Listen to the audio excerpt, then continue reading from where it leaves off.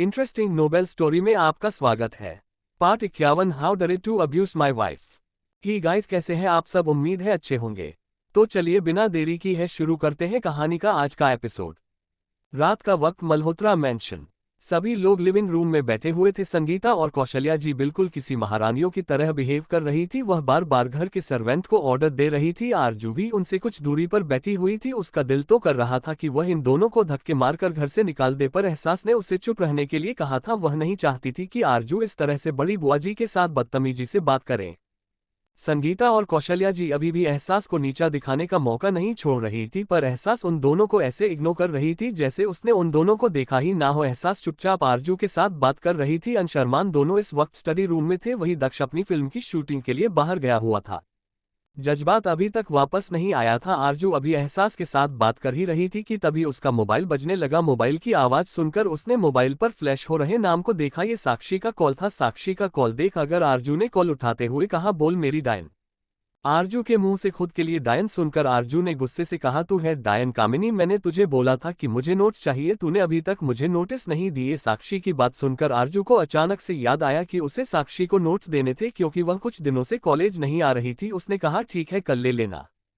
आरजू की बात सुनकर दूसरी तरफ से साक्षी ने गुस्से से कहा, नहीं मुझे अभी चाहिए, मतलब अभी चाहिए। तू एक काम कर, तू मुझे सभी नोट की पिक्चर भेज, मैं उनके प्रिंट निकलवा लूंगी। तेरी वजह से ऑलरेडी लेट हो चुका है और तू कह रही है कल रात के रात में मैं बहुत सारा लिख दूंगी। साक्षी की बात सुनकर आरजू ने कहा, ठीक है चिल्लाना बंद कर, मैं तुझे नोट्स भेज रही हूँ। इतना कहकर वह अपनी जगह से खड़ी हो गई। उसने एहसास की तरफ देखा, तभी उसे याद आया कि यहाँ पर कौशल्या और संगीता है। ये सोचकर उसने एहसास से कहा, एहसास मेरे साथ चल, यहाँ पर कुछ लोग बहुत कड़वे हैं। आरजू की बात सुनकर एहसास ने कहा, नहीं तुम जाओ, तुम्हें नोट्स भेजने हैं, मैं यहाँ पर ठीक हूँ, तुम टेंशन मत लो। एहसास में कॉन्फिडेंस के साथ कहा। वह जानती थी कि वह इस तरह से एक घर में रहकर बड़ी बुआ और उनकी बेटी और बेटे से नहीं भाग सकती थी, इसलिए वह यहाँ से भागने की जगह पर उनके साथ प्यार से बात करके सब कुछ सही करने की कोशिश करना चाहती थी, जो कि आरजू के सामने वह नहीं कर सकती थी। वरना आरजू बना बनाया प्लान खराब करके उल्टा बड़ी बुआ जी के साथ उसका रिश्ता खराब कर देगी, क्योंकि आरजू को ये बिल्कुल बर्दाश्त नहीं था कि एहसास किसी के सामने झुककर बात करे। और एहसास को ऐसा लगता था कि अगर वह अपने बड़ों के सामने उनका रिस्पेक्ट देने के लिए झुककर बात भी करेगी तो भी कोई प्रॉब्लम नहीं होगी। दोनों की सोच में बहुत फर्क था, और इसका रीजन ये था कि आरजू ने बचपन से परिवार का प्यार हासिल किया था, पर वही एहसास हमेशा से अकेली रही थी, इसलिए उसके लिए परिवार बहुत मैटर करता था। आरजू ने कहा, नहीं तो मेरे साथ चल। एहसास ने प्यार से कहा, मैं ठीक हूँ आरजू, थोड़ी देर में जज्बात भी आ ही जाएंगे, तुम जाओ, मैं यहीं पर इंतजार करती हूँ उनका। आखिर में एहसास की बात सुनकर आरजू ने उन दोनों की तरफ देखा और कहा, बदतमीजी करने के बारे में सोचना भी मत। इतना कहकर वह वहां से अपने रूम की तरफ चली गई। वही आरजू के जाते ही कौशल्या और संगीता, जोगी अभी तक गुस्से से उसे घूर रही थी, दोनों की नजरें एक साथ ट्रांसफर होकर एहसास पर चली गई। एहसास ने उन दोनों की तरफ देखकर हल्के मुस्कुराहट के साथ कहा, बड़ी बुआ जी आपने अपने बारे में कुछ बताया नहीं। एहसास को मुस्कुराकर खुद के साथ बात करते हुए देखकर कौशल्या जी ने उसे घूरते हुए कहा, तुम होती कौन हो जो तुम्हें मैं अपने बारे में बताओ? उनकी ऐसी बात है? सुनकर एहसास के चेहरे की मुस्कुराहट पल भर में गायब हो गई, पर फिर उसने खुद को संभालकर प्यार से कहा, बड़ी बुआ जी आप जज्बात की बड़ी हुआ है, और जज्बात मेरे पति, तो इस हिसाब से आप भी मेरी बड़ी बुआ हुई। एहसास की बात सुनकर संगीता ने उसे घूरते हुए कहा, तुम जज्बात की बीवी बनने के लायक नहीं हो, इसलिए ना ही मेरी माँ और ना ही मैं तुम्हें उसकी बीवी मानूंगी, और तुम्हारे जैसी गवार के साथ हमारा कोई रिश्ता ही नहीं हो सकता। संगीता की बात सुनकर एहसास ने थोड़े गुस्से से कहा, मैं आप दोनों से तमीज से बात कर रही हूँ, इसका यह मतलब नहीं कि आप मेरे साथ बदतमीजी करेंगे। आप दोनों इस वक्त मेरे घर में हैं, क्योंकि यह मेरे पति का घर है और मेरे पति की सारी चीज मेरी है, इसलिए अपनी लिमिट में रहकर बात कीजिए। मैं आप दोनों से इसलिए अच्छे से बिहेव कर रही हूँ क्योंकि आप हमारे घर में मेहमान हैं। एहसास की बात सुनकर कौशल्या जी ने गुस्से से उसे पर चिल्लाते हुए कहा, तुम्हारी हिम्मत कैसे हुई यह कहने की कि मैं इस घर में मेहमान हूँ? यह मेरे बड़े भाई का घर है, मेरी बड़ी माँ का घर है, तुमसे ज्यादा हक है मेरा इस घर पर। कौशल्या जी की बात सुनकर एहसास में मुस्कुराते हुए कहा, ठीक है आपका भी हक है, पर फिलहाल इस घर का मालिक कोई और नहीं, द ग्रेट जज्बात मल्होत्रा है, और वह कौन है ये तो आप दोनों अच्छे से जानती है, वह मेरे पति है। एहसास की बात सुनकर दोनों माँ बेटी को उस पर गुस्सा आ रहा था। आखिर वह जज्बात को अपना कहने की हिम्मत भी कैसे कर सकती थी? संगीता बचपन से ही जज्बात से शादी करना चाहती थी, और कौशल्या को यकीन था कि बड़ा होने के बाद जज्बात उनकी बात मानकर उनकी बेटी संगीता से शादी कर लेगा। वह हमेशा से जानती थी कि जज्बात कितना काबिल है, क्योंकि बचपन से ही उसका माइंड काफी शार्प था, वह अपने उम्र की बच्चों से सभी चीजों में काफी होशियार था। एहसास को अपने सामने बोलते हुए देखकर कौशल्या जी ने संगीता को हाथ पकड़कर शांत रहने का इशारा किया और फिर नॉर्मल वॉइस में कहा, ठीक है, हमें ये बात अचानक से पता चली, इसलिए हम ये बात इतनी जल्दी एक्सेप्ट नहीं कर पा रहे हैं। तुम्हें बुरा लगा हो तो उसके लिए सॉरी। अपनी माँ की बातें सुनकर संगीता उन्हें हैरानी से देखने लगी। वही बड़ी बुआ जी के मुंह से सॉरी सुनकर एहसास के चेहरे पर मुस्कुराहट आ गई। वह उनके चेहरे के पीछे छुपी हुई मक्कारी नहीं देख पाया। एहसास हमेशा इसी तरह से अपनी अच्छाई की वजह से प्रॉब्लम में फंस जाती थी। उसने मुस्कुराते हुए कहा, आपको सॉरी कहने की कोई जरूरत नहीं है बड़ी बुआ जी, सॉरी तो मुझे कहना चाहिए, मैंने आपसे ऊंची आवाज में बात की। एहसास की बात सुनकर कौशल्या जी ने कहा, कोई बात नहीं, वैसे तुम्हें हमारे बारे में जानना था ना, तो सुनो, हम गांव में रहते हैं, ये मेरी बड़ी बेटी संगीता है, इसे तो तुम जान ही गई हो, और दोपहर में जो हमारे साथ था और इस वक्त जो अपने रूम में सो रहा है वह मेरा छोटा बेटा हरिओम है। मेरे पति गाँव में जमींदार हैं। कौशल्या जी की बात सुनकर एहसास बस मुस्कुराने लगी। तभी कौशल्या जी ने एहसास को देखकर शैतानी मुस्कुराहट के साथ कहा, मैंने अपने बारे में तो बता दिया, तुमने नहीं बताया कि तुम कौन से परिवार से बिलोंग करती हो जो जज्बात ने तुमसे शादी कर ली। कौशल्या जी का सवाल सुनकर एहसास की मुस्कुराहट पल भर में गायब हो गई और उसके चेहरे पर एक दर्द नजर आने लगा। उसे चुप देखकर संगीता ने भी मुस्कुराते हुए कहा, हाँ एहसास, तुमने बताया नहीं कि तुम किस परिवार से बिलोंग करती हो। आखिर मल्होत्रा परिवार में शादी करने के लिए हजारों लड़कियां लाइन में लगाकर खड़ी थी, पर फिर भी जज्बात ने तुमसे शादी की, तो जरूर कुछ तो खास होगा तुम में और तुम्हारे परिवार में। संगीता की बात सुनकर एहसास चुप हो गई। उसे समझ नहीं आ रहा था कि वह क्या करे। तभी कौशल्या जी ने कहा, एहसास, क्या तुम हमें कुछ बताना नहीं चाहती? मुझे तो लगा था कि मेरी सॉरी सुनकर तुमने मुझे माफ कर दिया होगा, पर लगता है कि तुम अभी भी मुझसे गुस्सा हो। कौशल्या जी की बात सुनकर एहसास नहीं कहा, ऐसी बात नहीं है बड़ी बुआ जी, वह असल में मैं एक अनाथ हूँ, मेरा कोई परिवार नहीं है। कहते हुए एहसास की आवाज भारी हो गई थी और उसकी आंखों में आंसू आ गए थे। उसे अपनी जिंदगी में अनाथ होना एक अभिशाप लगता था। बचपन में जब वह अपने सभी दोस्तों को अपने पेरेंट्स के साथ देखी थी, तब वह और उसके अनाथ आश्रम के सभी दोस्त खुद को बहुत बेसहारा महसूस करते थे। एहसास के मुंह से ये सुनकर कि वह अनाथ है, संगीता जी और कौशल्या जी की आंखें हैरानी से बड़ी हो गई और अगले ही पल दोनों के चेहरे पर एक बड़ी सी मुस्कुराहट आ गई। आखिर उन्हें एहसास की कमजोरी जो पता चल गई थी। वह दोनों तो इसी मौके की तलाश में थी कि वह किसी भी तरह से एहसास को जज्बात की जिंदगी से निकाल कर फेंक दे, पर उन्हें इसी बात का डर था कि कहीं एहसास किसी बड़े परिवार से बिलोंग करने वाली बेटी तो नहीं, क्योंकि अगर ऐसा होता तो एहसास का परिवार उसे सपोर्ट करता। पर यहाँ तो मामला ही कुछ और निकला। बड़े परिवार की बेटी तो दूर की बात है, एहसास के पास तो परिवार ही नहीं था। अब उन दोनों को एहसास के साथ कुछ भी करने में कोई भी डर नहीं था। कौशल्या जी ने अफसोस जताते हुए कहा, बहुत बुरा हुआ, वैसे तुम अनाथ हो तो तुमने जज्बात को कैसे फंसाया? कौशल्या जी की बात सुनकर एहसास हैरानी से उनकी तरफ देखने लगी। ये देखकर कौशल्या जी ने अपनी बात सुधारते हुए कहा, सॉरी बेटा, मेरा यह मतलब नहीं था, मैं कह रही थी कि तुम तो किसी बड़े परिवार से बिलोंग भी नहीं करती, तो ऐसा तो नहीं हो सकता कि तुम जज्बात से किसी पार्टी में मिली थी या फिर किसी फैमिली फंक्शन में, तो फिर तुम दोनों की मुलाकात कैसे हुई और जज्बात को तुम में इंटरेस्ट कैसे आया? कहकर उन्होंने ऊपर से नीचे तक एहसास को देखा, जैसे कह रही हो तुम तो किसी काबिल ही नहीं हो। कौशल्या जी का टोन एहसास समझ गई थी, पर उनकी मीठी बातों के जवाब में वह कुछ कड़वा नहीं बोलना चाहती थी, पर उसके पास इसका जवाब भी नहीं था, क्योंकि जब दादी की मौत हुई थी तब किसी को भी नहीं पता था कि उनकी मौत क्यों हुई है। यहाँ तक कि उनकी मौत के बाद जब जज्बात एहसास को जबरदस्ती शादी करके घर लेकर आया था, उसे वक्त भी घर के सारे मेहमान जा चुके थे, बस कुछ गिनती के लोगों को ही उनकी शादी के बारे में पता था और उनकी शादी का सच भी, कि यह शादी क्यों हुई है और किस तरह से हुई है। एहसास को चुप देखकर संगीता ने मुस्कुराते हुए कहा, कहीं ऐसा तो नहीं कि तुम किसी पार्टी में वेटर की जॉब कर रही थी और तुमने जज्बात की ड्रिंक में कुछ मिलाकर उसके साथ कुछ कर लिया और फिर उसे ब्लैकमेल करके जबरदस्ती उसके साथ शादी कर ली? संगीता की बात सुनकर एहसास इतनी ज्यादा हैरान हो गई कि अगले ही पल अपनी जगह से वह खड़ी होकर गुस्से से संगीता को देखने लगी। उसने गुस्से से कहा, क्या बकवास कर रही हो तुम? एहसास की बात सुनकर संगीता ने अपनी जगह से खड़े होकर मुस्कुराते हुए कहा, तुम्हारे जैसी लड़की जो कि अनाथ है, जिसका कोई परिवार नहीं है, वह जज्बात के पास पहुंची कैसे सकती है? मुझे पूरा यकीन है तुमने ऐसा ही कुछ करके जज्बात को फंसाया होगा, इसलिए उसने तुमसे शादी कर ली, वरना तुम और जज्बात, तुम दोनों में जमीन आसमान का फर्क है। संगीता ने इतना कहा ही था कि वहां पर एक गुस्से भरी आवाज सुनाई दी, तुम्हारी हिम्मत कैसे हुई मेरी बीवी के साथ बदतमीजी से बात करने की? How dare to abuse my wife? इस दमदार और गुस्से भरी आवाज को सुनकर एहसास, संगीता और कौशल्या जी ने एक साथ पलटकर देखा तो इस वक्त लिविंग रूम के दरवाजे पर जज्बात खड़ा था, जिसकी आंखें गुस्से से लाल हो गई थी। उसे देखा करें ऐसा लग रहा था जैसे उसने उनकी सारी बातें सुनी हो।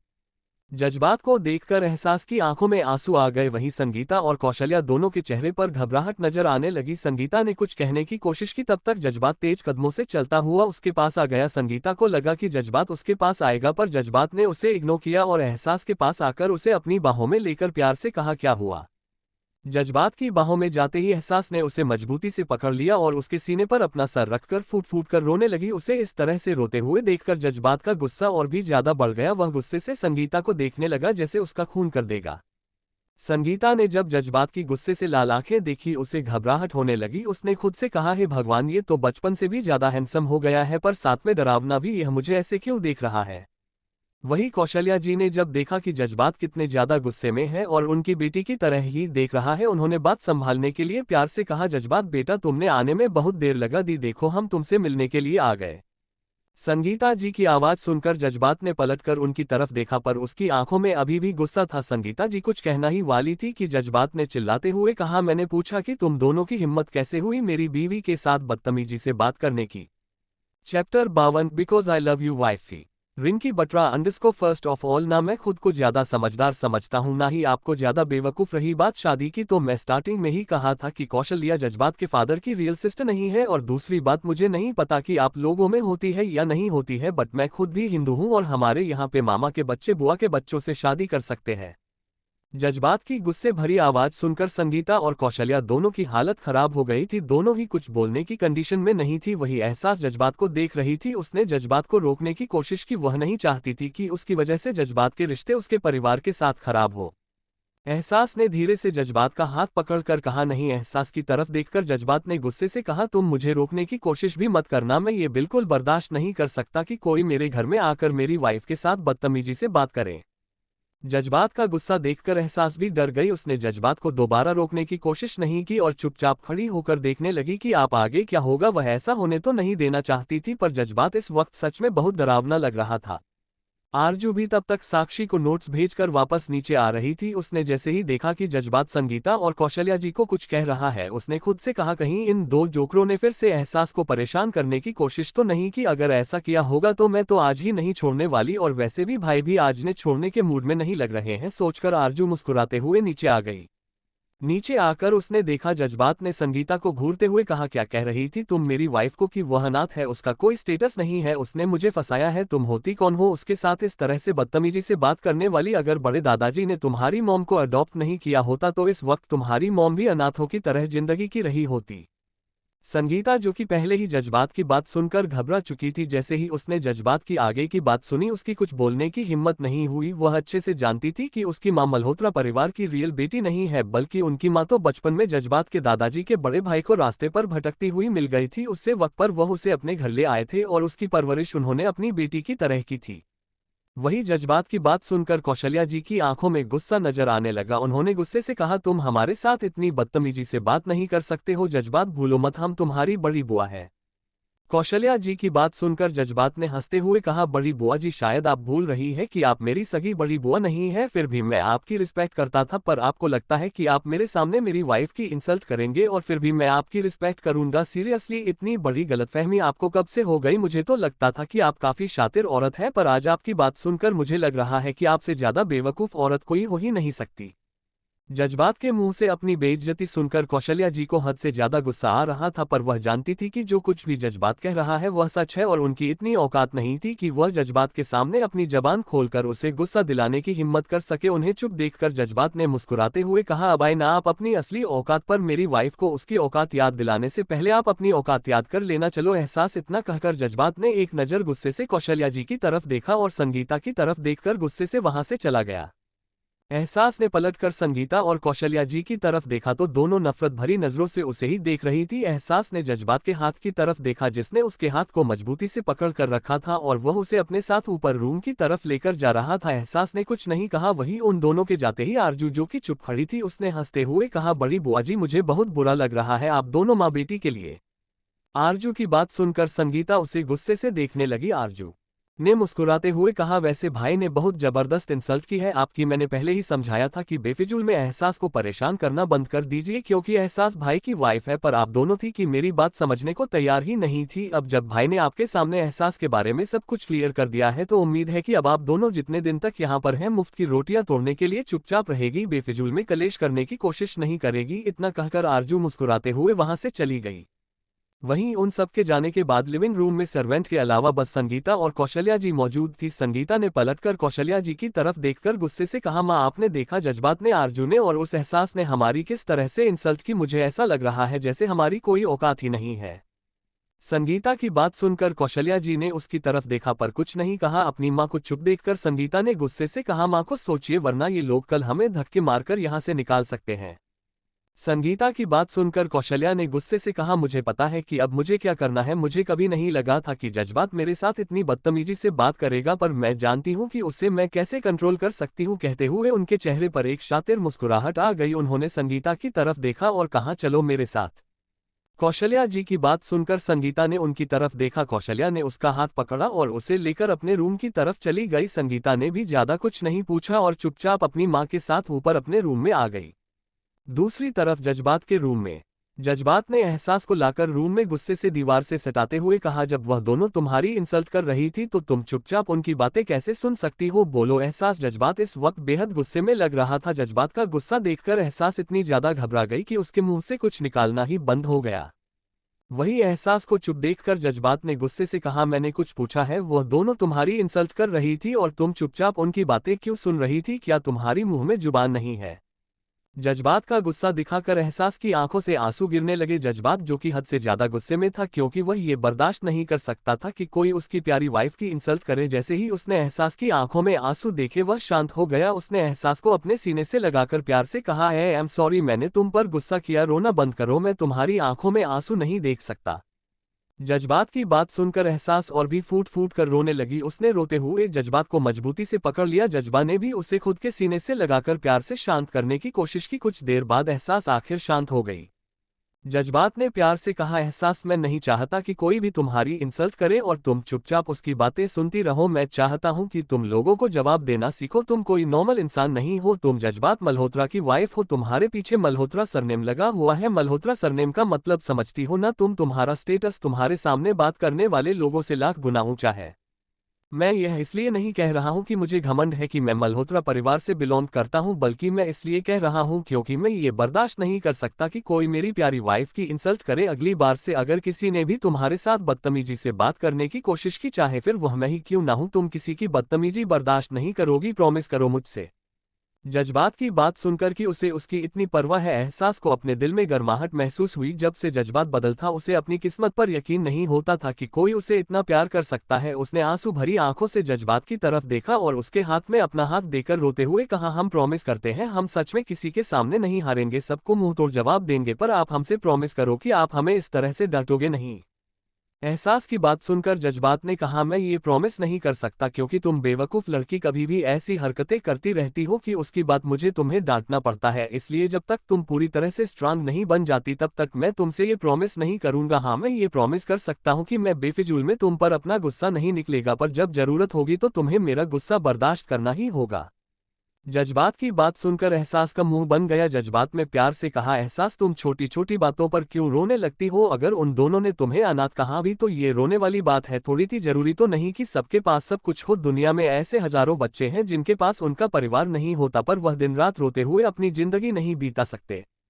जज्बात की बात सुनकर एहसास की आंखों में फिर से आंसू आ गए। उसने उदासी भरी आवाज में कहा, हाँ मैं जानती हूँ, पर आप नहीं जानते कि जिनके पास परिवार नहीं होता वह हर दिन घुट घुट कर जीते हैं। आपको पता है, अनाथ आश्रम में हम सब जितने भी बच्चे थे हमेशा यही सोचते रहते थे कि आखिर भगवान ने हमारे साथ ऐसा क्यों किया जो हमें हमारा परिवार नहीं दिया, या फिर क्या हम इतने बुरे थे जो हमारे परिवार ने हम लोगों को वहां पर छोड़ दिया।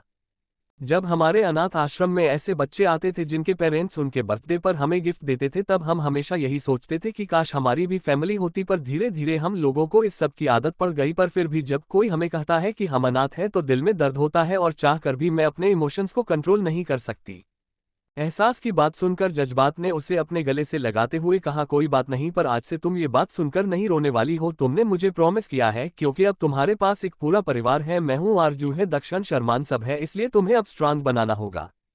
दूसरी तरफ दिल्ली राठौर मैंशन। अथर्व इस वक्त राठौर कॉर्पोरेशन के हेड ऑफिस में था। वह एक इंपॉर्टेंट फाइल चेक कर रहा था, तभी उसके केबिन के दरवाजे पर किसी ने खटखटाया। अथर्व ने बिना अपना चेहरा ऊपर उठाया कहा, कम इन। अथर्व के इतना कहते ही उसका असिस्टेंट राजेश अंदर आया। राजेश ने अथर्व की तरफ देखा और कहा, सर हमें कुछ इन्फॉर्मेशन मिली है, हो सकता है कि यह आपके काम की हो। राजेश की बात सुनकर अथर्व ने अपना चेहरा ऊपर उठकर उसकी तरफ देखते हुए कहा, क्या यह इन्फॉर्मेशन प्रिंसेस के बारे में है? अथर्व का सवाल सुनकर राजेश ने कहा, जी सर। राजेश की हाँ सुनकर अथर्व ने अपने हाथ में पकड़ी हुई फाइल को साइड में रखकर राजेश की तरफ देखते हुए कहा, बोलो। राजेश ने कहा, सर हमने मुंबई, दिल्ली, लखनऊ, मनाली, गोवा, जिन जिन शहरों में उसके जाने के चांसेस थे उन सभी शहरों के सभी अनाथ आश्रम में पता लगवाया है कि उसे 1 महीने में अनाथ आश्रम में कभी किसी बच्ची को छोड़ा गया है या नहीं, और हमारे पास करीब 100 बच्चों का डाटा कलेक्ट हुआ है। उनमें से करीब 90 बच्चों के बारे में हमें पता चल गया है और 10 बच्चों की छानबीन हम लोग अभी भी कर रहे हैं। हमेशा है कि अगर छोटी मैडम है तो वह इस वक्त मुंबई में है। राजेश की बात सुनकर अथर्व की आंखें चमकने लगी। भले ही अभी तक उसे यह पता नहीं चला था कि उसकी बहन सच में जिंदा है अभी या नहीं, पर कम से कम एक उम्मीद तो थी कि उसकी बहन मुंबई में होगी। उसने कहा, ठीक है, जितनी जल्दी हो सके पता लगाने की कोशिश करो। मैं तुम्हें 1 हफ्ते का टाइम दे रहा हूं, अगर 1 हफ्ते के अंदर अंदर तुमने पता लगा दिया तो तुम्हारा इस मंथ का बोनस डबल कर दूंगा। अथर्व की बात सुनकर राजेश के चेहरे पर बड़ी सी मुस्कुराहट आ गई। उसने खुशी से कहा, ठीक है सर, इतना कहकर वहां से चला गया। राजेश के जाने के बाद अथर्व ने खुद से कहा, क्या सच में तुम मुंबई में हो? प्रिंसेस 20 साल हो चुके हैं, अब तो वापस आ जाओ, सब लोग तुम्हारा बेसब्री से इंतजार कर रहे हैं, मॉम, डैड में दादाजी सब। अथर्व ने इतना कहा ही था कि उसका मोबाइल बजाओ। उसने मोबाइल पर फ्लैश हो रहे हैं नाम को देखा और उसके चेहरे पर अजीब से एक्सप्रेशन आ गए। उसने कॉल उठाया तो दूसरी तरफ से किसी ने कहा, क्या मेरी प्रिंसेस का पता चला? दूसरी तरफ से इस आवाज को सुनकर अथर्व ने गुस्से से कहा, वह तुम्हारी नहीं बल्कि हमारी प्रिंसेस है। अथर्व की बात पर दूसरी तरफ के इंसान ने गुस्से से कहा, तुम अच्छे से जानते हो कि वह किसकी है। तुम लोगों की वजह से मेरी प्रिंसेस मुझसे दूर हुई है और अब तुम लोग ही उससे वापस मुझे लाकर दोगे। इतना कहकर उसने कॉल कट कर दिया। वही उसकी बात सुनकर अथर्व के चेहरे पर गुस्सा नजर आने लगा। आज के लिए बस इतना ही। कैसा लगा आज का एपिसोड कमेंट बॉक्स में जरूर बताना और अपने ओपिनियन जरूर शेयर करना। तब तक के लिए bye bye, see you soon, love you reader. Chapter 53 एहसास। अथर्व आमने सामने। अथर्व ने गुस्से से खुद से कहा, इसे तो मैं छोड़ूंगा नहीं, बस एक बार हमारी प्रिंसेस हमें मिल जाए उसके बाद तुम्हें। अगर मैं तुम्हारी औकात याद ना दिल दी तो मेरा नाम भी अथर्व राठौर नहीं। कहते हुए अथर्व ने मोबाइल को साइड में रखा और फिर से अपना काम कंटिन्यू करने लगा। वहीं दूसरी तरफ लंदन की एक ऊंची इमारत के सबसे लग्जरियस फ्लो के सीईओ के केबिन में एक हैंडसम सा नौजवान जिसकी उम्र 26-27 साल लग रही थी, ग्लास वॉल के पास खड़ा होकर वहां की बड़ी इमारत को देख रहा था। उसके चेहरे पर एक अजीब सी मुस्कुराहट थी। उसने अपने हाथ में पकड़े हुए मोबाइल की तरफ देखा जहां पर अभी अभी वह किसी से बात कर रहा था और सामने वाले इंसान ने कॉल कट कर दिया था। उसने मोबाइल की तरफ देखकर शैतानी मुस्कुराहट के साथ कहा, अथर्व राठौर, मेरी प्रिंसेस को मैं वापस तुमसे छीनने के लिए आ रहा हूं। तुम लोगों की वजह से 20 साल पहले वो मुझसे दूर हुई थी, पर अब नहीं, अब मुझे पता है कि मुझे क्या करना है। कहते हैं उसने किसी का नंबर डायल किया और एक खतरनाक आवाज में कहा, क्या कुछ पता चला? सामने वाले इंसान ने जो ऐसे ही इस इंसान की बात सुनी उसने घबराते हुए कहा, आरंभ कर, हमें पता चल गया है, हमने पूरी इन्फॉर्मेशन कलेक्ट कर ली है। जहां तक हमें लग रहा है कि वह इस वक्त मुंबई के ही किसी अनाथ आश्रम में है। हमने सभी अनाथ आश्रमों की इन्फॉर्मेशन निकली है। हमें सबसे ज्यादा 2 अनाथ आश्रमों पर शक है, जिसमें से एक करुणा अनाथ आश्रम है और दूसरा कल्पना अनाथ आश्रम है। इस वक्त जो इंसान कॉल पर सामने वाले इंसान से बात कर रहा था इसका नाम था आरंभ अग्निहोत्री। अग्निहोत्री कॉरपोरेशन का सीईओ जिसमें लंदन और विदेशों में अपने बिजनेस को फैलाया हुआ था। आरंभ को लोग एक कोल्ड हार्टेड पर्सनैलिटी वाला इंसान समझते थे, साथ ही वह लड़कियों के लिए भी काफी बदनाम था। ये कहा जाता था कि आरंभ अग्निहोत्री को हर रोज अपने बिस्तर पर एक नई लड़की चाहिए होती थी। आरंभ है सामने वाले इंसान की बात सुनकर शैतानी मुस्कुराहट के साथ कहा, मैं इंडिया आ रहा हूं, तुम लोग जितनी जल्दी हो सके मुझे मेरी प्रिंसेस की इन्फॉर्मेशन निकाल कर दो। इतना कहकर उसने कॉल कट कर दिया और अपने हाथ में पकड़े हुए मोबाइल को खोलकर उसमें एक छोटी सी बच्ची की फोटो देखने लगा। बच्ची देखने में बेहद छोटी और प्यारी थी। वह दिखने में 15 दिन से लेकर 20 दिन के आसपास की लग रही थी। आरंभ ने तस्वीर को देखकर उस पर हाथ फेरते हुए कहा, 20 साल हो गए हैं प्रिंसेस, अब और इंतजार नहीं कर सकता, मैं आपको वापस आना ही होगा। कहते हुए उसने धीरे से तस्वीर पर अपने होंठ रख दी है। तभी पीछे से किसी ने कहा, आरंभ डार्लिंग। आरंभ ने पीछे पलट कर देखा तो पीछे बेहद खूबसूरत लड़की खड़ी थी जिसे शॉर्ट ड्रेस पहनी हुई थी। यह आरंभ की सेक्रेटरी मोनिका थी। मोनिका की बात सुनकर आरंभ ने उसे घूरते हुए कहा, तुम यहाँ पर क्या कर रही हो और तुम्हारी हिम्मत कैसे हुई बिना इजाजत के अंदर आने की? क्या तुम अपनी औकात भूल गई हो? आरंभ की गुस्से भारी आवाज सुनकर मोनिका घबरा गई, पर अगले ही पल उसने खुद को संभालकर आरंभ के पास आकर उसके गले में अपने दोनों हाथ डालकर मुस्कुराते हुए कहा, आई एम सॉरी आरंभ डार्लिंग, वैसे क्यों तुम्हारा मूड खराब है? चलो कुछ रोमांटिक करते हैं, शायद तुम्हारा मूड ठीक हो जाए। मोनिका की बात सुनकर आरंभ ने उसे खुद से दूर करते हुए कहा, फिलहाल मेरा कुछ करने का मूड नहीं है, इसलिए चुपचाप यहाँ से निकालकर कम पर ध्यान दो, मैं तुम्हें सिर्फ मेरा बिस्तर गर्म करने के लिए नहीं रखा है। आरंभ की बात सुनकर मोनिका का चेहरा शर्म की वजह से लाल हो गया। उसने कहा, आई एम सॉरी, इतना कहकर वहां से पलटकर जाने ही वाली थी कि तभी उसका ध्यान आरंभ के हाथ में पकड़े हुए मोबाइल पर फ्लैश हो रही है एक छोटी सी बच्ची की तस्वीर पर गया, जिसे देखते ही मोनिका के चेहरे पर अजीब से एक्सप्रेशन आ गया। उसने खुद से कहा, सर पागल है, इतना कहकर वहां से तेजी से निकल गई। दूसरी तरफ मुंबई, इंडिया। रात का वक्त सभी लोग डाइनिंग टेबल पर डिनर करने के लिए बैठे हुए थे। अरमान, अंश, एहसास, आरजू, दक्ष सभी एक दूसरे के साथ बात कर रहे थे। वही जज्बात चुपचाप अपना डिनर कर रहा था। सभी लोग कौशल्या जी और संगीता को इग्नोर कर रहे थे। हालांकि वह थोड़ी बहुत बातें हरिओम से कर रहे थे क्योंकि वह सच में बहुत इनोसेंट और प्यारा सा बच्चा था। पर आरजू को हरिओम बिल्कुल भी पसंद नहीं था क्योंकि वह जानती थी कि हरिओम उसके पीछे लट्टू है।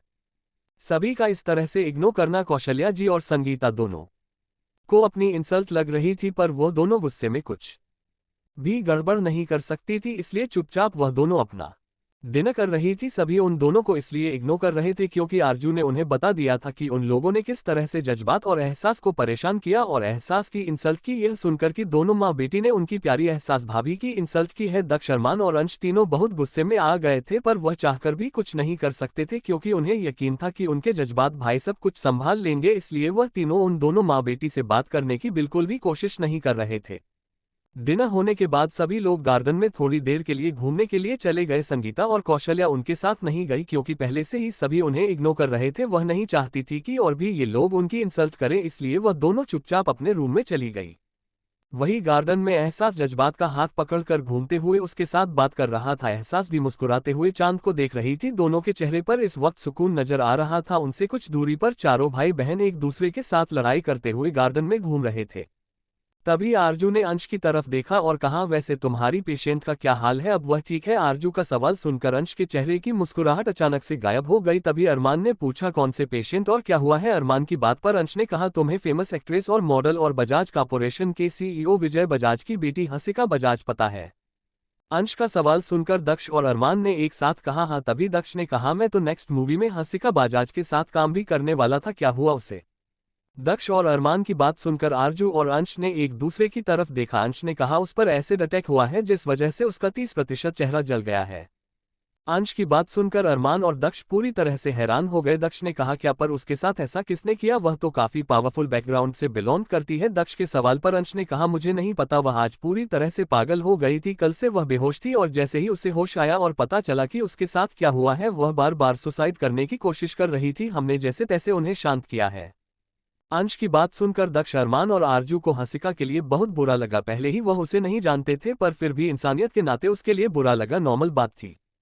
लक्ष्मी अपने भाई बहनों की तरफ देखते हुए कहा, एक एक्टर और एक्ट्रेस के लिए चेहरा सब कुछ होता है, इसलिए मैं समझ सकता हूं कि उसकी कंडीशन कैसी होगी, शायद इसलिए वह इतनी ज्यादा हाइपर हो गई थी। दक्ष की बात सुनकर अंश ने कहा, हाँ ये तो हम सब भी जानते हैं, पर अब जब उसका चेहरा खराब हो गया है तो वह अपनी जान नहीं दे सकती, उसे खुद को संभालना होगा। चेहरा ही सब कुछ नहीं होता। मैंने उसे बहुत समझाया है कि उसे इस तरह से अपनी जान देकर डरना नहीं है, बल्कि खुद को स्ट्रांग बनाकर अपने गुनहगार को ढूंढ कर उसे सजा दिलाना है। अंश की बात सुनकर आरजू ने उसकी पीठ पर मारते हुए कहा, वह मेरे समझदार भाई, मुझे तो यकीन नहीं हो रहा है कि तेरे जैसा गधा भी किसी को मोटिवेट कर सकता है। आरजू की बात सुनकर अंश ने गुस्से से कहा, छिपकली, अगली बार से मुझे मारने से 1000 बार सोच लेना, वरना तेरे सारे दांत तोड़ दूंगा। अंश की बात सुनकर आरजू ने एटीट्यूड के साथ कहा, मेरे जज्बात भाई के होते हुए तुम मेरे दांत तोड़ना तो दूर की बात है, मुझे हाथ भी नहीं लगा सकते। कहते हुए आरजू वहां से हंसते हुए भाग गई। वही आरजू की बात सुनकर अंश ने गुस्से से कहा, जज्बात भाई ने इसे बहुत बिगाड़ दिया है। कुछ देर बाद सभी अपने अपने रूम में सोने के लिए चले गए। जज्बात और एहसास नहीं सबको गुड नाइट कहा और वह दोनों भी अपने रूम में आकर एक दूसरे को गले से लगाकर सो गए। नेक्स्ट मॉर्निंग सभी लोग अपना ब्रेकफास्ट करके अपने अपने काम के लिए निकल चुके थे। जज्बात, अरमान ऑफिस के लिए, अंश हॉस्पिटल के लिए और दक्ष अपनी शूटिंग के लिए, एहसास और आरजू भी अपने कॉलेज के लिए निकल चुकी थी। वहीं दूसरी तरफ दिल्ली एयरपोर्ट पर अथर्व अपने सामने अपने खड़े अपने दादाजी को देख रहा था, जो कि उसे आंसू भरी आंखों से देख रहे थे। अथर्व ने कहा, दादाजी मैं प्रॉमिस करता हूं, मैं हमारी प्रिंसेस को ढूंढ कर ही लाऊंगा। अथर्व की बात सुनकर हर्षवर्धन जी ने मुस्कुराते हुए कहा, मुझे यकीन है हमारे इतने सालों की मेहनत वेस्ट नहीं होगी, भगवान को हम पर थोड़ा सा तो तरस आता ही होगा, अब वह हमारी प्रिंसेस को हमसे और दूर नहीं रखेंगे। हर्षवर्धन जी की बात सुनकर अथर्व ने उन्हें गले लगाया और एयरपोर्ट के अंदर चला गया क्योंकि उसकी फ्लाइट का टाइम हो गया था। कुछ ही देर में वह मुंबई के लिए उड़ान भर चुका था। वही कॉलेज में जज्बात से मार खाने के बाद अखिल ने कॉलेज जाना बंद कर दिया था। शायद उसने कॉलेज ही छोड़ दिया था। इस बात का एहसास को बुरा तो लगता था पर वह कुछ नहीं कर सकती थी। वह जज्बात और अपने रिश्ते को खराब नहीं करना चाहती थी, इसलिए उसने जज्बात से कुछ नहीं कहा। इस वक्त तीनों अपने क्लासेस अटेंड कर रही थी। साक्षी ने अपनी आंखों को बंद करते हुए कहा, यार यह क्लासेस कितनी इरिटेटिंग है, मुझे तो नींद आ रही है। साक्षी की बात सुनकर उसके बगल में बैठी आरजू ने कहा, और मेरा दिल कर रहा है कि मैं यहाँ से भाग जाऊं, कोई टीचर इतना कैसे पका सकता है। उन दोनों की बात सुनकर एहसास, जो कि ध्यान से लेक्चर को अटेंड कर रही थी, उसने गुस्से से उन दोनों की तरफ देखते हुए कहा, तुम दोनों चुपचाप बैठो, मुझे डिस्टर्ब मत करो। इतना कहकर वह ध्यान से लेक्चर देखने लगी। इस वक्त उनकी हिस्ट्री की टीचर उन्हें पढ़ रही थी। एहसास को देखकर आरजू और साक्षी ने खुद से कहा, पढ़ाको। कुछ देर बाद जैसे तैसे उनके क्लासेस कंप्लीट हुए। उनके आज सिर्फ 3 क्लासेस थे, इसलिए दोपहर में ही वह तीनों खाली हो गई। एहसास ने कहा, चलो घर चलते हैं। एहसास की बात सुनकर आरजू ने कहा, नहीं यार, मैं सोच रही थी कि हम क्यों ना किसी मॉल शॉपिंग के ले चले। आरजू की बात सुनकर एहसास ने कहा, मेरे पास ऑलरेडी बहुत कपड़े हैं। एहसास की बात सुनकर साक्षी ने कहा, तो क्या हुआ, चलो ना, मुझे भी कुछ लेना है। तुम कुछ मत लेना, बस हमारी हेल्प कर देना। साक्षी और आरजू के काफी फोर्स करने के बाद एहसास उनके साथ मॉल आने के लिए मान गई। उसे लास्ट टाइम की वजह से मॉल जाने में घबराहट हो रही थी, पर वह अपनी वजह से आरजू और साक्षी का दिल नहीं तोड़ना चाहती थी। कुछ ही देर में तीनों मॉल के लिए निकल गई। इस वक्त वह आधे रास्ते में ही थी कि तभी आरजू ने कहा, हम भाई के मॉल नहीं जाएंगे, वहां पर सभी लोग मुझे पहचानते हैं। मुझे एक नॉर्मल इंसान की तरह शॉपिंग कर ली है, इसलिए हम किसी और मॉल में चलते हैं। आरजू की बात सुनकर एहसास ने कहा, पर क्यों, जब हमारा खुद का मॉल है तो हम किसी और के मॉल में क्यों जाएंगे। एहसास की बात सुनकर साक्षी ने कहा, अरे एहसास, हम हमेशा अपने मॉल में शॉपिंग तो करते हैं ना, कभी कभी चेंज सही होता है। आरजू सही कह रही है, इसलिए हम लोग संगम मॉल जा रहे हैं। उन दोनों की बात सुनकर बेचारी एहसास ने आखिर में कुछ नहीं कहा। कुछ ही देर में वह लोग मॉल पहुंच चुके थे। मॉल काफी लग्जरियस था और वहां पर काफी भीड़ थी। ये दिल्ली की सबसे रईस फैमिली राठौर फैमिली का मॉल था। आरजू ने कहा, एहसास, मैं वहां पर कपड़े देखने के लिए जा रही हूं। इतना कहकर वह वहां चली गई। साक्षी भी कपड़े देखते देखते दूसरी डायरेक्शन में घुस गई। वही एहसास बेचारी चुपचाप अपनी जगह पर खड़ी थी। उसने खुद से कहा, इन 2 पगलों के साथ तो मैं पागल हो गई। वह दोनों सास को पिछले 1 घंटे से कपड़े दिख रही थी, पर उन दोनों को कुछ भी पसंद नहीं आ रहा था। एहसास अभी वहां से पलट कर जाने ही वाली थी कि अचानक से वह किसी से टकरा गई। एहसास नीचे गिरने ही वाली थी कि सामने खड़े इंसान ने एहसास को कमर से पकड़कर संभाल लिया। एहसास नहीं गिरने की डर की वजह से अपनी आंखें बंद कर ली, पर तभी उसे इस बात का एहसास हुआ कि वह नीचे नहीं गिरी है। उसने धीरे से अपनी आंखें खोलकर देखा तो सामने खड़े इंसान को देखकर उसकी नजर उसे पर ही ठहर गई। वही सामने खड़े इंसान ने जब एहसास का चेहरा देखा, उसके चेहरे पर हैरानी के साथ साथ अजीब से एक्सप्रेशन नजर आने लगे। तभी पीछे से किसी ने कहा, अथर्व कहाँ हो तुम। इस आवाज को सुनकर वह लड़का, जो कि कोई और नहीं अथर्व राठौर था, जो मुंबई आते ही सबसे पहले अपनी मॉल की देखने आया था, उसने एहसास को खड़ा करके पीछे पलटकर देखा तो पीछे उसका मैनेजर और दोस्त रणवीर खड़ा था। Chapter 54 she exactly look like mom. Atharva ने जैसे ही पीछे पलट कर देखा तो पीछे उसका दोस्त वैभव खड़ा था। तू यहाँ पर क्या कर रहा है, तुझे तो यहाँ के मैनेजर से बात करनी थी ना। उसने इतना कहा ही था कि अचानक से उसका ध्यान अथर्व के पीछे खड़ी घबराई हुई एहसास पर गया, जिसे देखते ही वैभव की आंखें हैरानी से बड़ी हो गई। वैभव को अचानक से चुप होते हुए देखकर अथर्व ने कहा, वैभव। वैभव 2 नाम लेने के बाद वैभव ने कहा, अथर्व। वह उसने इतना कहा ही था कि पीछे से अथर्व ने एहसास से कहा, एहसास चल। इतना कहकर वह एहसास का हाथ पकड़कर उसे खींचते हुए दूसरी डायरेक्शन में लेकर चली गई। एहसास को जाते हुए देखा करते अब उन्हें कहा, अथर्व। उसने इतना कहा ही था कि अथर्व बने पीछे पलट कर देखा और पीछे एहसास को ना देखकर उसने अचानक से अपने बाल पकड़ते हुए कहा, वह कहाँ गई। अथर्व बेचैनी से यहाँ वहां एहसास को देखने लगा। अथर्व के साथ वैभव भी एहसास को ढूंढ रहा था। जब उन दोनों को ही एहसास कहीं नजर नहीं आई तब वैभव ने कहा, अथर्व चल, हम सीसीटीवी रूम में जाकर देखते हैं, हमें वह यहाँ पर नजर आ जाएगी। वैभव की बात सुनकर अथर्व ने कहा, ठीक है चलो। दोनों दौड़ते हुए सीसीटीवी रूम की तरफ भागे।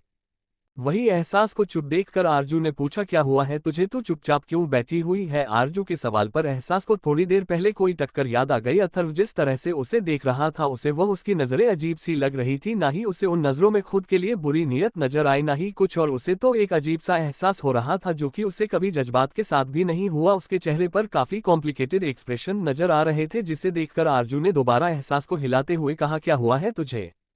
आरजू की आवाज सुनकर एहसास नहीं घबराते ने कहा, कुछ नहीं, वह तो हम बस। कहते हुए वह चुप हो गई। ये देखकर आरजू ने कहा, मुझे लगता है कि तू थक गई है, वैसे भी तुझे ये सब तो पसंद नहीं है। वैसे भी मेरी और साक्षी की शॉपिंग कंप्लीट हो चुके हैं, हमें यहाँ से ज्यादा कुछ पसंद नहीं आया, इसलिए हम बाकी सामान आप नहीं मॉल से ले लेंगे, चलो घर चलते हैं। आरजू की बात सुनकर एहसास ने कुछ नहीं कहा। कुछ ही देर में साक्षी, आरजू और एहसास तीनों मॉल से बाहर आकर अपनी गाड़ी में बैठकर घर के लिए निकल गए। एहसास की आंखों के सामने अभी भी अथर्व का चेहरा घूम रहा था और वह समझने की कोशिश कर रही थी कि पहली मुलाकात में उसे उस लड़के के बारे में ऐसा क्यों महसूस हो रहा है। उसने खुद से कहा, एहसास ये गलत है, तू शादीशुदा है, तू ये सब क्या सोच रही है, तुझे बार बार वह लड़का क्यों नजर आ रहा है। उसने खुद को समझाया और गाड़ी में अपनी आंखें बंद करके बैठ गई। साक्षी और आरजू दोनों एक दूसरे के साथ बात कर रही थी, जिस वजह से उन दोनों का ध्यान एहसास पर नहीं था कि वह इस वक्त कितनी ज्यादा बेचैन है। वहीं दूसरी तरफ मॉल में अथर्व और वैभव दोनों सीसीटीवी रूम में आ गए थे और मॉल की थोड़ी देर पहले की सीसीटीवी फुटेज चेक कर रहे थे। दोनों के चेहरे पर अजीब से एक्सप्रेशन थे। अथर्व के चेहरे पर एक उम्मीद के साथ साथ एक घबराहट भी नजर आ रही थी। वहीं अथर्व के चेहरे के एक्सप्रेशन देखकर वैभव भी समझ गया था कि जो कुछ भी उसने देखा वह उसकी गलतफहमी नहीं बल्कि सच है। कंप्यूटर पर ऑपरेटर अपनी आंखें गड़ाए हुए कीबोर्ड पर लगातार उंगलियां चल रहा था। कुछ ही देर में वह कुछ देर पहले की पुरानी फोटो चेक कर रहा था। तभी अथर्व ने चिल्लाते हुए कहा, रुको रुको। उनके इतना कहता कि ऑपरेटर ने उसी जगह पर फुटेज उन्हें दिखाना स्टार्ट कर दी। सबसे पहले उनका ध्यान अथर्व पर गया, जो कि फुटेज में एक डायरेक्शन में जा रहा था और अचानक से एक लड़की पलटकर उससे टकरा गई। वह नीचे गिरती इससे पहले ही अथर्व ने उसे कमर से पकड़कर संभाल लिया। इसी के साथ उनका चेहरा स्क्रीन पर उनको दिखाई देने लगा।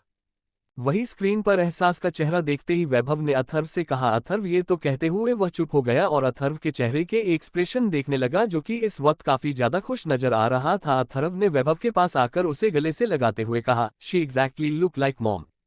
अथर्व की खुशी देखकर और उसकी बात सुनकर वैभव ने भी मुस्कुराते हुए कहा, पर हो सकता है कि जो हम सोच रहे हो वह सच ना हो। दुनिया में एक जैसे दिखने वाले काफी लोग हैं। वैभव की बात सुनकर अथर्व, जिसने अभी अभी उसे खुशी से गले लगाया था, उसने अचानक से वैभव को छोड़कर थोड़े गुस्से से कहा, अगर तू कुछ पॉजिटिव नहीं सोच सकता तो कम से कम नेगेटिव तो मत सोच।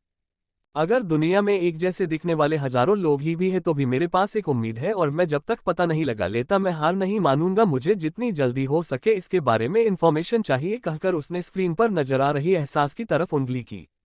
अथर्व का गुस्सा देखकर वैभव ने उसे शांत करते हुए कहा, अरे भाई, मैंने कब कहा कि मैं और तू इसके बारे में पता नहीं लगाएंगे। मैं बस इतना कहा है कि तू ज्यादा उम्मीद मत रखता कि अगर उम्मीद टूट जाए तो ज्यादा तकलीफ ना हो, और अगर ज्यादा उम्मीद नहीं रखेगा और सच में वह हमारी प्रिंसेस निकली तो हमसे ज्यादा खुश कोई और नहीं होगा।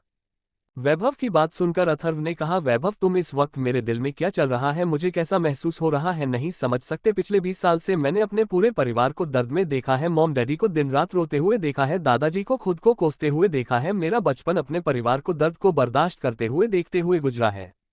अथर्व की बात सुनकर वैभव ने उसे शांत करते हुए कहा, मैं जानता हूं मेरे भाई, पर अब तू शांत हो जाओ। अगर सच में हमारी खोज यहां पर आकर खत्म हो गई तो इससे ज्यादा मैं कभी खुश नहीं हो सकूंगा। फिलहाल हमें इसके बारे में इंफॉर्मेशन निकालनी होगी, इसलिए हमें अपने विला चलना चाहिए। वैभव की बात सुनकर अथर्व ने एक नज़र स्क्रीन की तरफ दिखा जहां पर एहसास घबराई हुई नजर आ रही थी। उसने खुद से कहा, क्या तुम सच में मेरी प्रिंसेस हो, कहते हुए वह वैभव के साथ वहां से निकल गया। दूसरी तरफ लाइफ लाइन हॉस्पिटल मुंबई।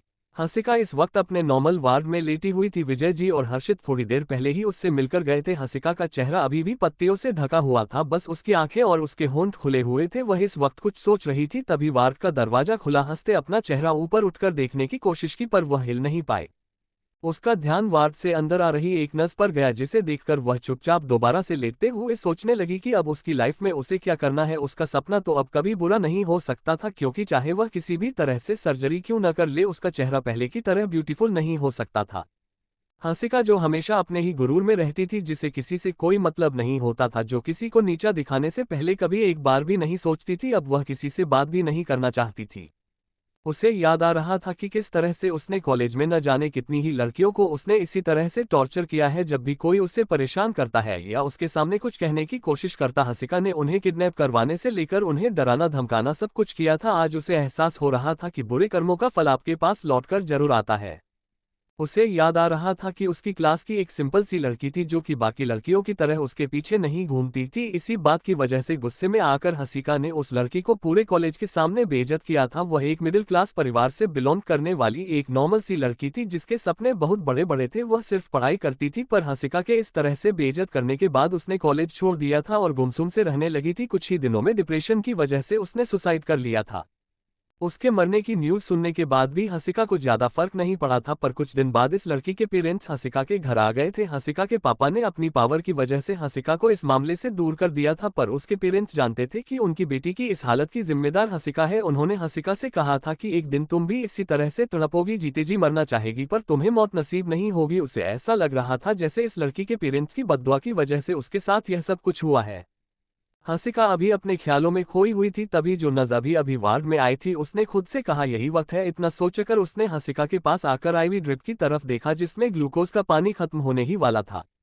उसने कहा मैडम। नस की आवाज सुनकर हंसिका ने बस नस की तरफ देखा और दोबारा अपनी आंखें बंद करके लेट गई। ये देखा करना उसके चेहरे पर एक शैतानी मुस्कुराहट आ गई। उसने अपनी कोट की जेब से एक इंजेक्शन निकालकर मुस्कुराते हुए कहा bye bye miss Hansika Bajaj. कहते हुए उसने वह इंजेक्शन ग्लूकोज के साथ आईवी ड्रिप में इंजेक्ट कर दी। उसने एक नज़र हंसिका की तरफ देखा और मुस्कुराते हुए वहां से निकल गई। वही हंसिका आराम से लेटी हुई थी। 5 मिनट ही बीते होंगे कि अचानक से उसे अपनी बॉडी में कुछ अजीब सा महसूस होने लगा। उसकी बॉडी में उसे घबराहट सी होने लगी। वह चिल्लाना चाहती थी पर उसके मुंह से आवाज नहीं निकल पा रही थी। वही इस वक्त अंश केबिन में अंश के सामने विजय बजाज बैठे हुए थे। उन्होंने कहा डॉक्टर क्या मेरी बेटी पहले कितना नॉर्मल हो पाएगी, क्या हमें उसके लिए किसी साइकेट्रिस्ट को हायर करना होगा। विजय बजाज की बात सुनकर अंश ने हंसिका की रिपोर्ट देखते हुए कहा फिलहाल तो आपकी बेटी की रिपोर्ट्स नॉर्मल है, बट हमें उन्हें खुश रखने की कोशिश करनी होगी। जितना ज्यादा वह खुश रहेगी उनकी हेल्थ इंप्रूव होती जाएगी। अंश की बात सुनकर विजय बजाज ने कहा और उसका चेहरा, क्या उसका चेहरा पहले की तरह हो पाएगा। विजय बजाज की बात सुनकर अंश ने उनकी तरफ देखते हुए कहा मैं ये तो नहीं कह सकता कि हंसिका का चेहरा पहले की तरह हो पाएगा, बट मैं इतना जरूर कह सकता हूँ कि उसका चेहरा जला हुआ तो नजर नहीं आएगा। 90% तक उसका चेहरा मैं ठीक कर सकता हूँ, बट कुछ % तो जलने के निशान चेहरे पर रहेंगे ही, बट वक्त के साथ साथ अगर हम ठीक से इलाज करें तो वह भी कम होते जाएंगे। अंश की बात सुनकर विजय बजाज ने कुछ नहीं कहा। अंश ने कहा फिलहाल मुझे उसे देखने के लिए जाना होगा, अगर आप चाहे तो साथ एक बार उसे देखने के लिए चल सकते हैं, क्योंकि उसके बाद हम फिर से उसे अंडर ऑब्जर्वेशन रखने वाले हैं। उसके बाद आप उसे 2 दिन तक नहीं मिल पाएंगे।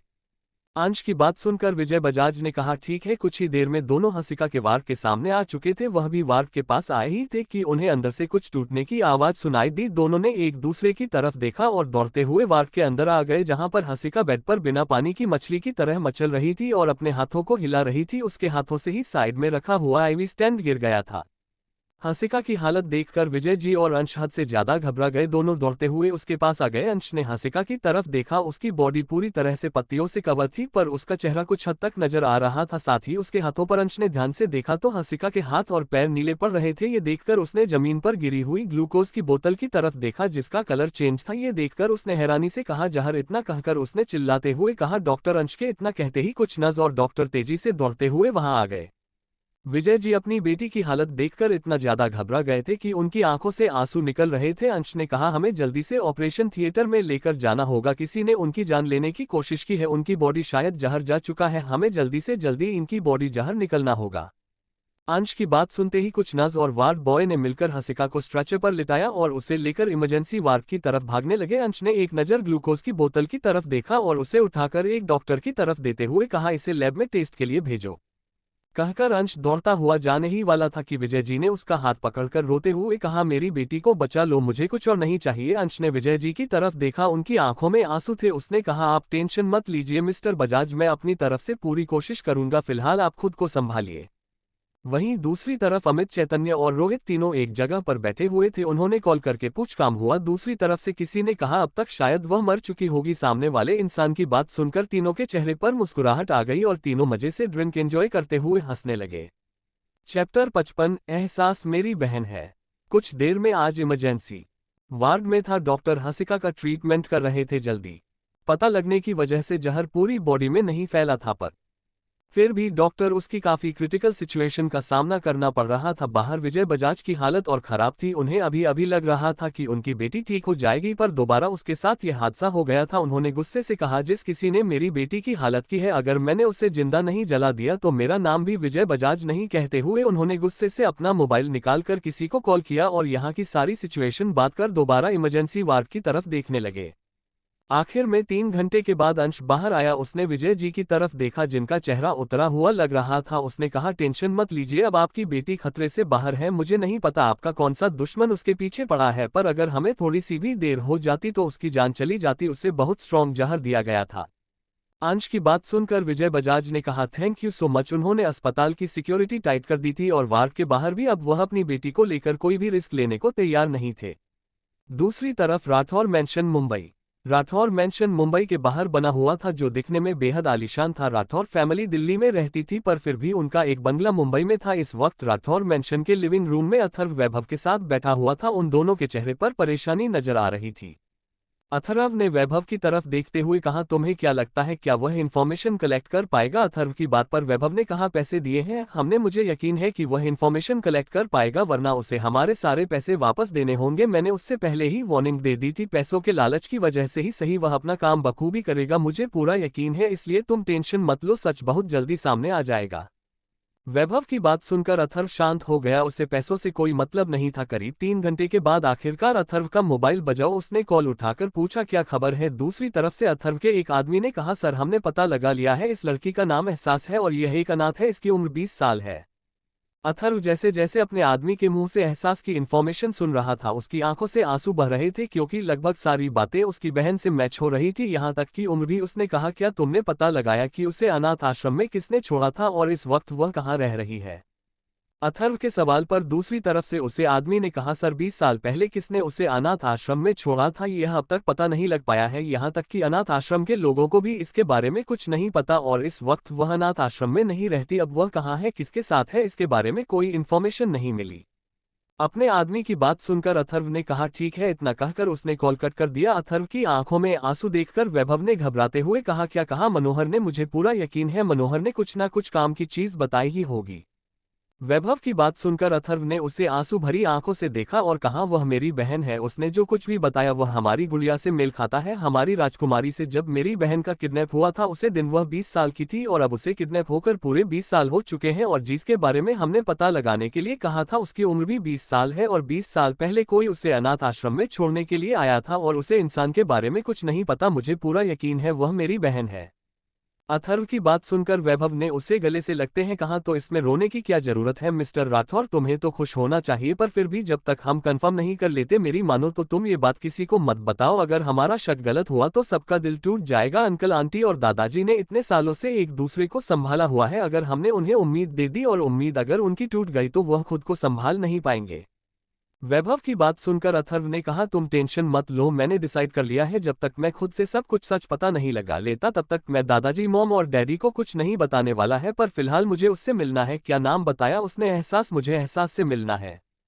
अथर्व की बात सुनकर वैभव ने हंसते हुए कहा ठीक है मिल लेना, पर पहले ये तो बता कि वह इस वक्त कहाँ है। तूने कहा कि वह अनाथ है और अब वह 20 साल की हो चुकी है, तो क्या वह अभी भी अनाथ आश्रम में रहती है या फिर कहीं और, कुछ तो बता। वैभव की बात सुनकर अथर्व ने कहा नहीं, मनोहर ने बस इतना कहा है कि वह 20 साल की उम्र तक अनाथ आश्रम में रहती थी पर पिछले 2 महीने से वह अनाथ आश्रम में नहीं रहती और इस वक्त वह कहाँ है इसके बारे में वह कुछ पता नहीं लग पाया, इसके बारे में हमें खुद ही पता लगाना होगा।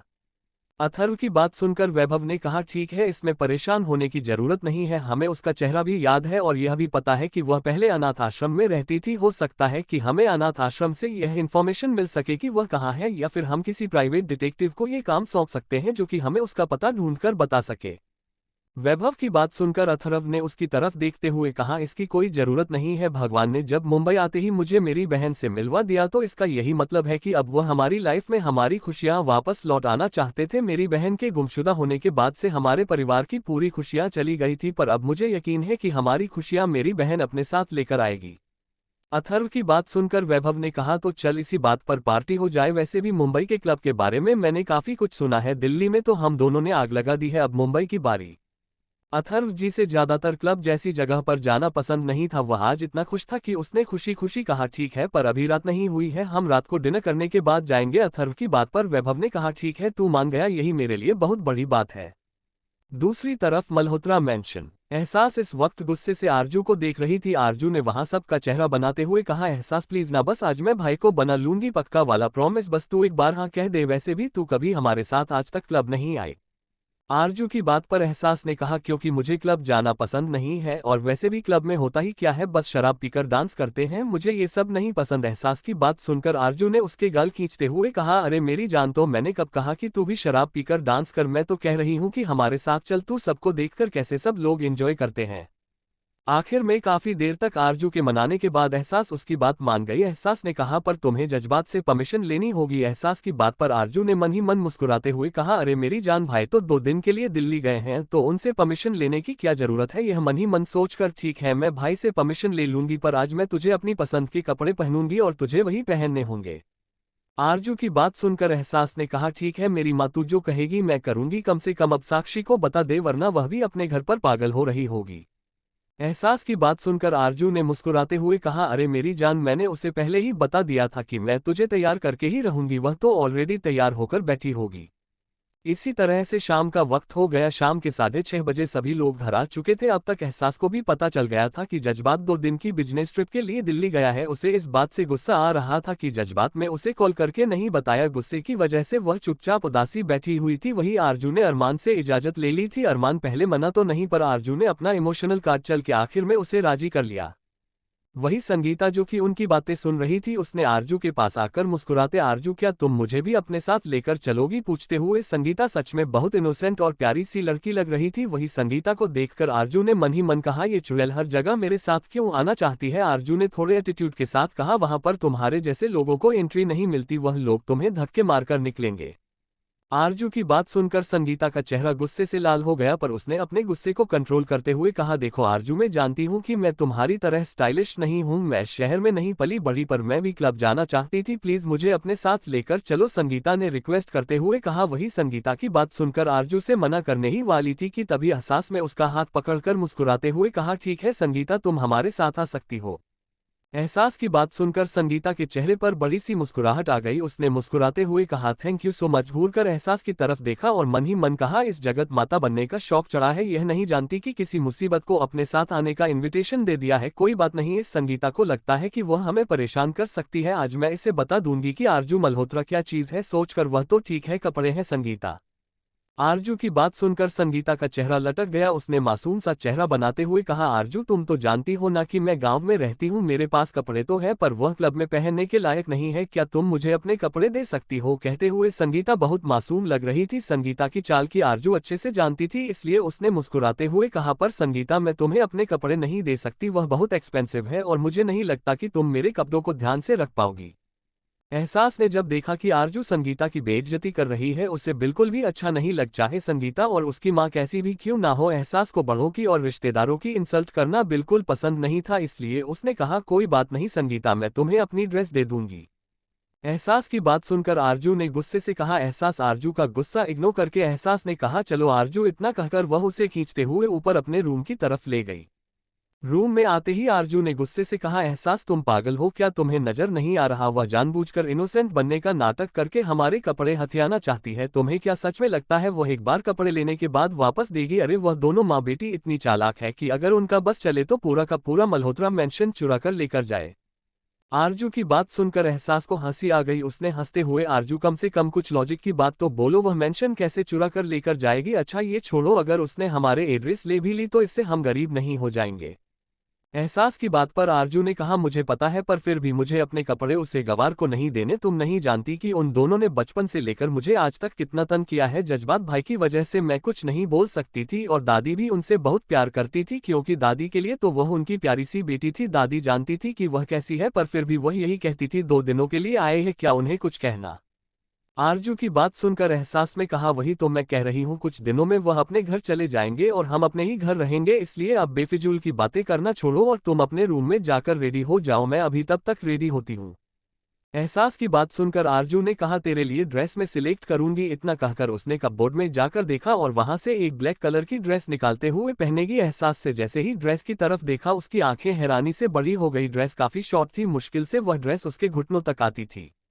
एहसास ने कहा, मैं ऐसी ड्रेस नहीं पहनूंगी। एहसास की बात सुनकर आरजू ने कहा, तुझे देखकर ही मैंने ये सिलेक्ट की है, वरना तो मैं ये सेलेक्ट करने वाली थी। क्या कर उसने दूसरी टेस्ट की तरफ इशारा किया जो कि उससे भी ज्यादा शॉर्ट थी। चैप्टर 56, एहसास की हॉटनेस और आरजू अथर्व की किस।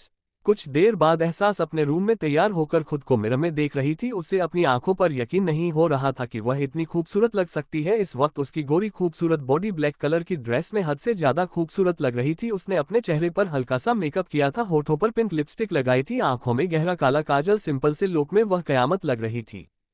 वह अभी खुद को देख ही रही थी कि तभी उसके रूम का दरवाजा खोलकर आरजू दंदनाते हुए अंदर आ गई। आरजू ने अंदर जाकर जैसे ही एहसास को देखा, एक पल के लिए वह अपनी नजर एहसास पर से हटना ही भूल गई, पर अगले ही पल उसने चिल्लाते हुए कहा, एहसास। आरजू के इस तरह से चिल्लाने की वजह से एहसास, जिसका ध्यान ही नहीं था कि आरजू अंदर आ गई है, वह अचानक से घबरा गई। घबराहट की वजह से वह नीचे गिरने ही वाली थी, पर तभी आरजू ने उसे जाकर संभाल लिया। एहसास ने अपने सीने पर हाथ रखते हुए कहा, क्या हुआ, इस तरह से क्यों चिल्ला रही हो? कहते हुए वह गहरी गहरी सांस लेकर खुद को शांत करने लगी। एहसास की बात सुनकर आरजू ने अपनी बत्ती सी दिखाते हुए कहा, अरे मेरी जान, तू लगी इतनी बवाल रही है कि तुझे देखकर मैं खुद को चिल्लाने से नहीं रोक पाई। वैसे चिल्लाने का कोई मूड नहीं था। वैसे मुझे सच सच बताओ, तू बचपन में क्या खाती थी? कोई इतना खूबसूरत कैसे हो सकता है? कहकर आरजू ने एहसास को गोल गोल घुमा कर देखा।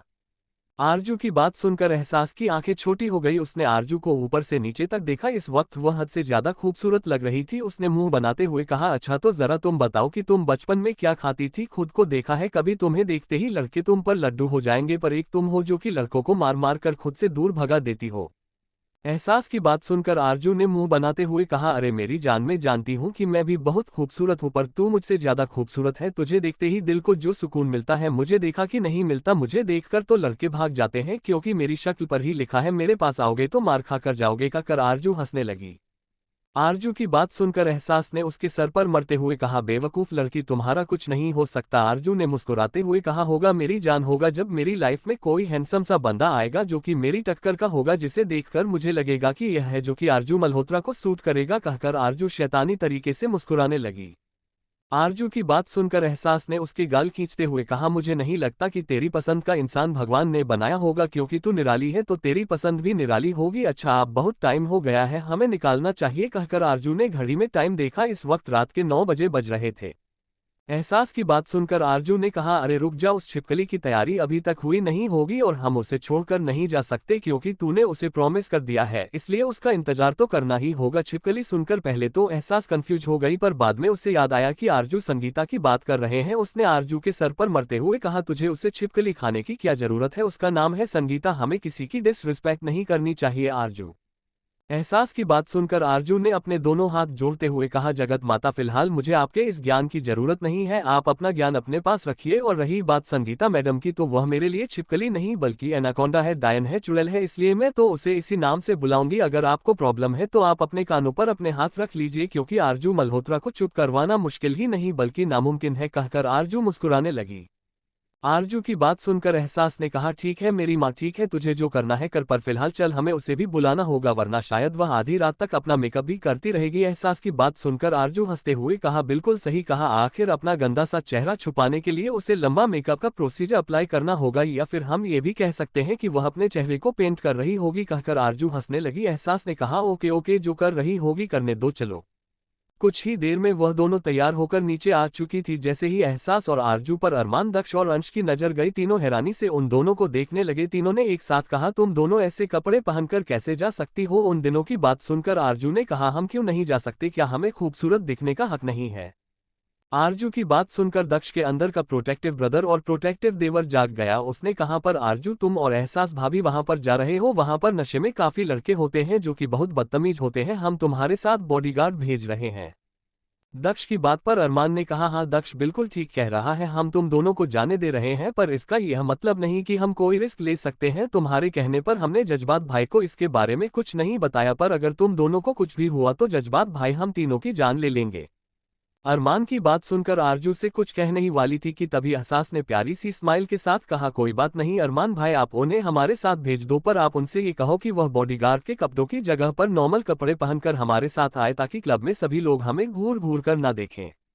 एहसास की बात सुनकर अरमान ने कहा, थैंक यू सो मच भाभी, वरना ये बेवकूफ लड़की हमारी बात मानती ही नहीं। अच्छा हुआ आप इसके साथ जा रही है, अब मुझे इसकी फिक्र कम रहेगी। अरमान की बात सुनकर एहसास मुस्कुराने लगी। वही आरजू का चेहरा गुब्बारे की तरह भूल गया। तभी उन्हें सीढ़ियों से हिलके तक तक की आवाज सुनाई दी। इस आवाज को सुनकर सबने पलट कर देखा तो सीढ़ियों से इस वक्त संगीता नीचे आ रही थी। संगीता को देखकर आरजू, अरमान, दक्ष, अंश, एहसास सबकी आंखें हैरानी से बड़ी बड़ी हो गई। संगीता इस वक्त एटीट्यूड से हिल के सहारे चलते हुए नीचे आ रही थी। उसे देखकर बिल्कुल भी ऐसा नहीं लग रहा था कि वह गांव की लड़की है। इस वक्त वह पूरी तरह से एक शहर की लड़की लग रही थी। उसने चेहरे पर सच में पेंटिंग करने जितना मेकअप किया हुआ था। उसे देखकर आरजू ने धीरे से कहा, एशियन पेंट्स की एडवर्टाइजमेंट इसी से करनी चाहिए। आरजू की बात सुनकर एहसास ने अपने मुंह पर हाथ रख लिया, क्योंकि चाहकर भी वह अपनी हंसी कंट्रोल नहीं कर पा रही थी। ऐसा नहीं था कि संगीता अच्छी नहीं लग रही थी, पर उसे देखकर कोई भी बता सकता था कि उसने हद से ज्यादा मेकअप किया हुआ है। पर सबसे हैरानी वाली बात यह थी कि वह बिल्कुल भी लड़खड़ा नहीं रही थी। ऐसा लग रहा था जैसे वह हमेशा से इसी तरह से हील पहनकर चलती थी।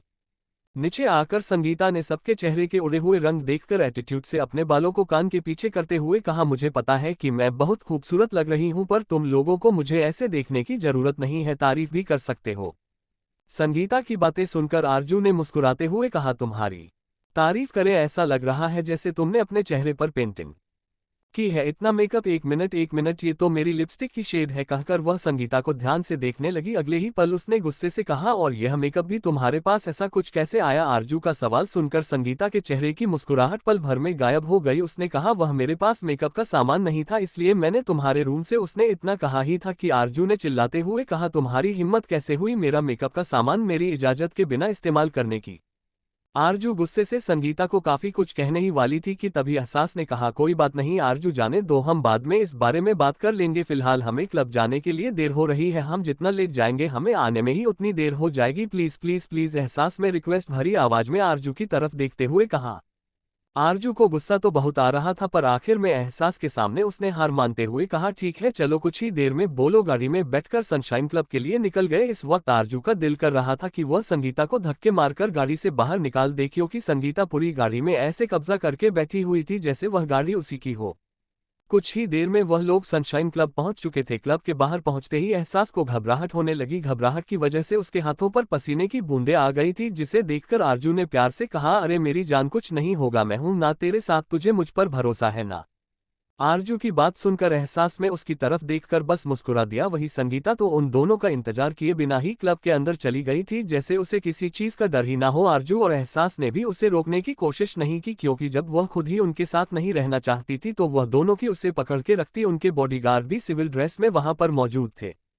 आरजू ने एहसास की तरफ देखा और कहा, चल मेरी जान, हम पहली बार एक साथ क्लब में जाएंगे। उसने इतना कहा था कि पीछे से साक्षी ने कहा, मेरे बिना? साक्षी की आवाज सुनकर उन दोनों ने पलट कर देखा तो इस वक्त साक्षी एक पर्पल कलर की बेहद शॉर्ट ड्रेस पहनकर खड़ी थी। वह बहुत खूबसूरत लग रही थी। साक्षी को देखकर एहसास के चेहरे पर मुस्कुराहट आ गई। वही आरजू ने कहा, वैसे तो तेरे साथ जाने का मूड नहीं था, पर आप जब तू आ गई है तो हम कुछ नहीं कर सकते। आरजू की बात सुनकर साक्षी का मुंह बन गया। तीनों ने एक दूसरे की तरफ देखा और मुस्कुराते हुए क्लब के अंदर आ गई। जैसे ही उन्होंने क्लब के अंदर अपना पहला कदम रखा, उन्हें देखकर वहां पर मौजूद हर एक लोग उन्हें घूर घूर कर देखने लगे। तीनों एक से बढ़कर एक लग रही थी, किसी की भी नजर उन तीनों पर से नहीं है पा रही थी। सबको अपनी तरफ देखते हुए देखकर साक्षी और आरजू के चेहरे पर एक शैतानी मुस्कुराहट आ गई। वही एहसास को घबराहट होने लगी। घबराहट की वजह से एहसास ने मजबूती से साक्षी और आरजू का हाथ पकड़ लिया। वह उन दोनों के बीच में खड़ी थी, उसके हाथों की पकड़ अपने हाथों पर मजबूत होती हुई महसूस करके साक्षी और आरजू ने एक दूसरे की तरफ देखा। वह समझ गए थे कि एहसास घबरा रही है। उन दोनों ने एक साथ कहा, घबराने की जरूरत नहीं है, हम तुम्हारे साथ हैं। उन दोनों की आवाज सुनकर एहसास नहीं उन दोनों की तरफ देखा और एक छोटी सी मुस्कुराहट के साथ अपना सर हिला दिया। तीनों अंदर आ गई। उन तीनों के अंदर आते ही पार्टी का माहौल और भी ज्यादा खतरनाक हो गया। एहसास ने क्लब को देखा। क्लब में रंग बिरंगी डिस्को लाइट जल रही थी। स्टेज पर इस वक्त काफी सारे लड़के लड़कियां एक दूसरे से चिपक चिपक कर डांस कर रहे थे। उन्हें देखकर ऐसा लग रहा था जैसे सब नशे में हो। उसे ये सब कुछ बिल्कुल पसंद नहीं था। वही उसके उलट साक्षी और आरजू खुशी से सब कुछ देख रही थी। वह दोनों काफी टाइम बाद क्लब आई थी, क्योंकि जज्बात उन्हें ज्यादातर क्लब जाने की इजाजत नहीं देता था। आरजू ने स्टेज की तरफ देखा और कहा, चले एहसास। इतना कहकर वह एहसास को खींचते हुए स्टेज की तरफ लेकर जाने लगी। ये देखकर एहसास ने कहा, नहीं मुझे डांस नहीं करना। पर आरजू कहाँ एहसास की बात सुनने वाली थी।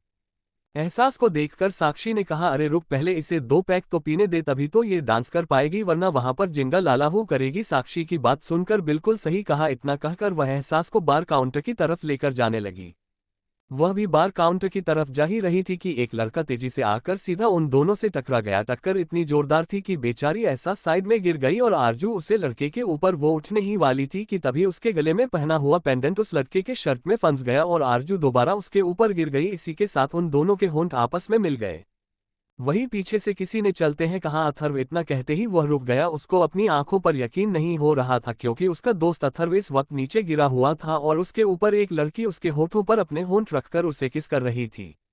वही एहसास ने भी अब तक खुद को संभाल लिया था, वह भी अपनी आंखों को बड़ा बड़ा करके सामने चल रहे नज़ारे को देख रही थी। उसे भी अपनी आंखों पर यकीन नहीं हो रहा था कि वह आरजू को किसी लड़के के साथ देख रही है। चैप्टर 57 नशे में टल्ली एहसास। वैभव साक्षी हैरानी से आरजू और अथर्व को देख रहे थे, जो कि एक दूसरे के ऊपर गिरे हुए थे और एक दूसरे को किस कर रहे थे। साक्षी को तो अपनी आंखों पर यकीन नहीं हो रहा था कि उसकी दोस्त, जो कि एक लड़के से काम नहीं है, वह इस वक्त किसी लड़के को किस कर रहे हैं। अचानक से उसने चिल्लाते हुए आरजू, वह इतनी जोर से चिल्लाई थी कि आरजू, जो कि अथर्व के होठों से अपने होंठ मिलते ही पूरी तरह से हिप्नोटाइज होकर उसे किस करने लगी थी और अथर्व भी उसका साथ देने लगा था। अचानक से होश में उसने अथर्व को धक्का दिया और जल्दी से उठकर खड़ी हो गई। अथर्व को भी समझ आया कि उसने क्या किया था। वह कुछ कहने ही वाला था कि तभी उसका ध्यान एहसास पर गया। वैभव ने भी जल्दी से आकर अथर्व को उठाते हुए कहा, तू ठीक है काकर। वह मुस्कुराने लगा। उसकी मुस्कुराहट देखकर अथर्व ने उसे आंखें दिखाकर चुप रहने का इशारा किया और एहसास की तरफ देखने लगा। आरजू, जो कि अपनी ही हरकत पर हद से ज्यादा गुस्से में थी, जब उसने देखा कि अथर्व का ध्यान एहसास पर है, उसने गुस्से से कहा, ओह मिस्टर, अपनी नजदीक कहीं और अगर अगली बार मेरी दोस्त को देखा तो आंखें निकाल दूंगी। जो कुछ भी हुआ वह बस एक एक्सीडेंट था, इसलिए ज्यादा रिएक्ट मत करना। आरजू की बातें सुनकर अथर्व की आंखें छोटी हो गई। वह उसे घूरने लगा, पर आरजू ने उसे इग्नोर किया और एहसास और साक्षी का हाथ पकड़कर ड्रिंक काउंटर की तरफ अपने कदम बढ़ने लगी। ये देखकर वैभव ने मुस्कुराते हुए कहा, ओ माय गॉड, क्या एटीट्यूड है लड़की का। आज तक अथर्व राठौर को किसी ने ऐसा एटीट्यूड नहीं दिखाई जैसा इसने दिखाया है। और जरा देख, हो सकता है कि यह तेरी बहन की फ्रेंड निकल जाए। वैभव की बात सुनकर अथर्व ने गुस्से से उसकी तरफ देखा तो बदले में वैभव ने दांत दिखाते हुए कहा, अरे मेरे भाई, अभी तक ये बात कंफर्म कहाँ हुई है कि एहसास तुम्हारी सिस्टर है। वैसे आज हमारे पास मौका है कि हम पता लगा सके कि वह तुम्हारी सिस्टर है। वैभव की बात सुनकर अथर्व ने उसकी तरफ देखकर सीरियस लहजे में कहा, कैसे। अथर्व की बात पर वैभव ने उसके कानों के पास आकर कुछ कहा, जिसे सुनकर अथर्व की आंखें भी चमकने लगी। उसने मुस्कुराते हुए कहा, मुझे लगा था कि तुम्हारे पास दिमाग है ही नहीं, पर आज तुम्हारी बात सुनकर लग रहा है कि तुम्हारे पास भी थोड़ा बहुत दिमाग है। अथर्व की बात सुनकर वैभव के चेहरे पर गुस्सा नजर आने लगा। उसने गुस्से से कहा कि तुझे तो मेरी परवाह ही नहीं है, अब बकवास बंद कर और जो कहा है उसका इंतजाम कर। पर फिलहाल उन तीनों को थोड़ा रिलैक्स फील करने दे। अगर दोबारा हम उन तीनों के पास गए तो थोड़ी देर पहले जिम जंगली में तुझे चुम्मी दी थी, अब वह तुम्हें चाटा भी लगाएगी। वैभव की बात सुनकर अथर्व ने गुस्से से कहा, बकवास बंद कर। अथर्व के गुस्से को देखकर वैभव ने कहा, ओके मेरे भाई। दोनों कुछ दूर जाकर एक टेबल पर बैठ गए और सॉफ्ट ड्रिंक पीते हुए एहसास, साक्षी और आरजू की तरफ देखने लगे। वही ड्रिंक काउंटर पर बैठकर साक्षी ने हंसते हुए कहा, आरजू मेरी जान, मुझे यकीन नहीं हो रहा है कि तेरी फास्ट की हो गई, वह भी इस तरह से। साक्षी की बात सुनकर आरजू ने कहा, वह कोई फर्स्ट किस नहीं थी, समझ आया तुम्हें, वह बस एक्सीडेंटल किस थी। सुजुकी बात सुनकर साक्षी की आंखें छोटी हो गई। उसने आरजू को घूरते हुए कहा, बकवास मैं नहीं बल्कि तू कर रही है, वह तेरी फर्स्ट किस थी मतलब थी। वो दोनों अभी लड़ाई कर ही रहे थे कि तभी एहसास ने कहा, प्लीज यार, यहाँ पर तुम लोग एंजॉय करने के लिए आए हो या फिर लड़ाई करने के लिए। जो हुआ उसे भूल जाओ। एहसास की बात सुनकर आरजू ने कहा, वही तो, मैं भी तो इस गधी को यही कह रही हूँ, पर यह है कि बेफिजूल में मेरे पीछे पड़ी हुई है। आरजू की बात सुनकर साक्षी दोबारा लड़ाई करने के लिए शुरू हो जाती। इससे पहले ही एहसास ने कहा, प्लीज प्लीज, वरना मैं यहाँ से चली जाऊंगी। एहसास की धमकी सुनकर दोनों चुप हो गई। तभी आरजू ने कहा, भैया 3 सॉफ्ट ड्रिंक। आरजू की फरमाइश सुनकर एहसास ने कहा, नहीं मैं ड्रिंक नहीं करूंगी। एहसास की बात सुनकर आरजू ने कहा, अरे मेरी जान, ये सॉफ्ट ड्रिंक होती है, इसमें फ्रूट जूस होता है, बस 5% अल्कोहल होता है, जो कि तुम्हें चढ़ेगा भी नहीं, इसलिए चुपचाप सॉफ्ट ड्रिंक पी लो। आरजू की बात पर एहसास नहीं उसे काफी मना करने की कोशिश की, पर आरजू उसकी बात सुन ही नहीं रही थी। फिर मैं तीनों ने एक एक ग्लास सॉफ्ट ड्रिंक्स घातक ली। पहला घूंट पीते ही एहसास ने अपनी आंखों के बंद करके अजीब सा मुंह बनाते हुए कहा, ये बहुत गंदी टेस्ट करती है, मुझे नहीं पीना। इतना कहकर वह रखना ही वाली थी कि तभी नाक बंद करके पी ले, उसके बाद तुझे ये बहुत टेस्टी लगेगी।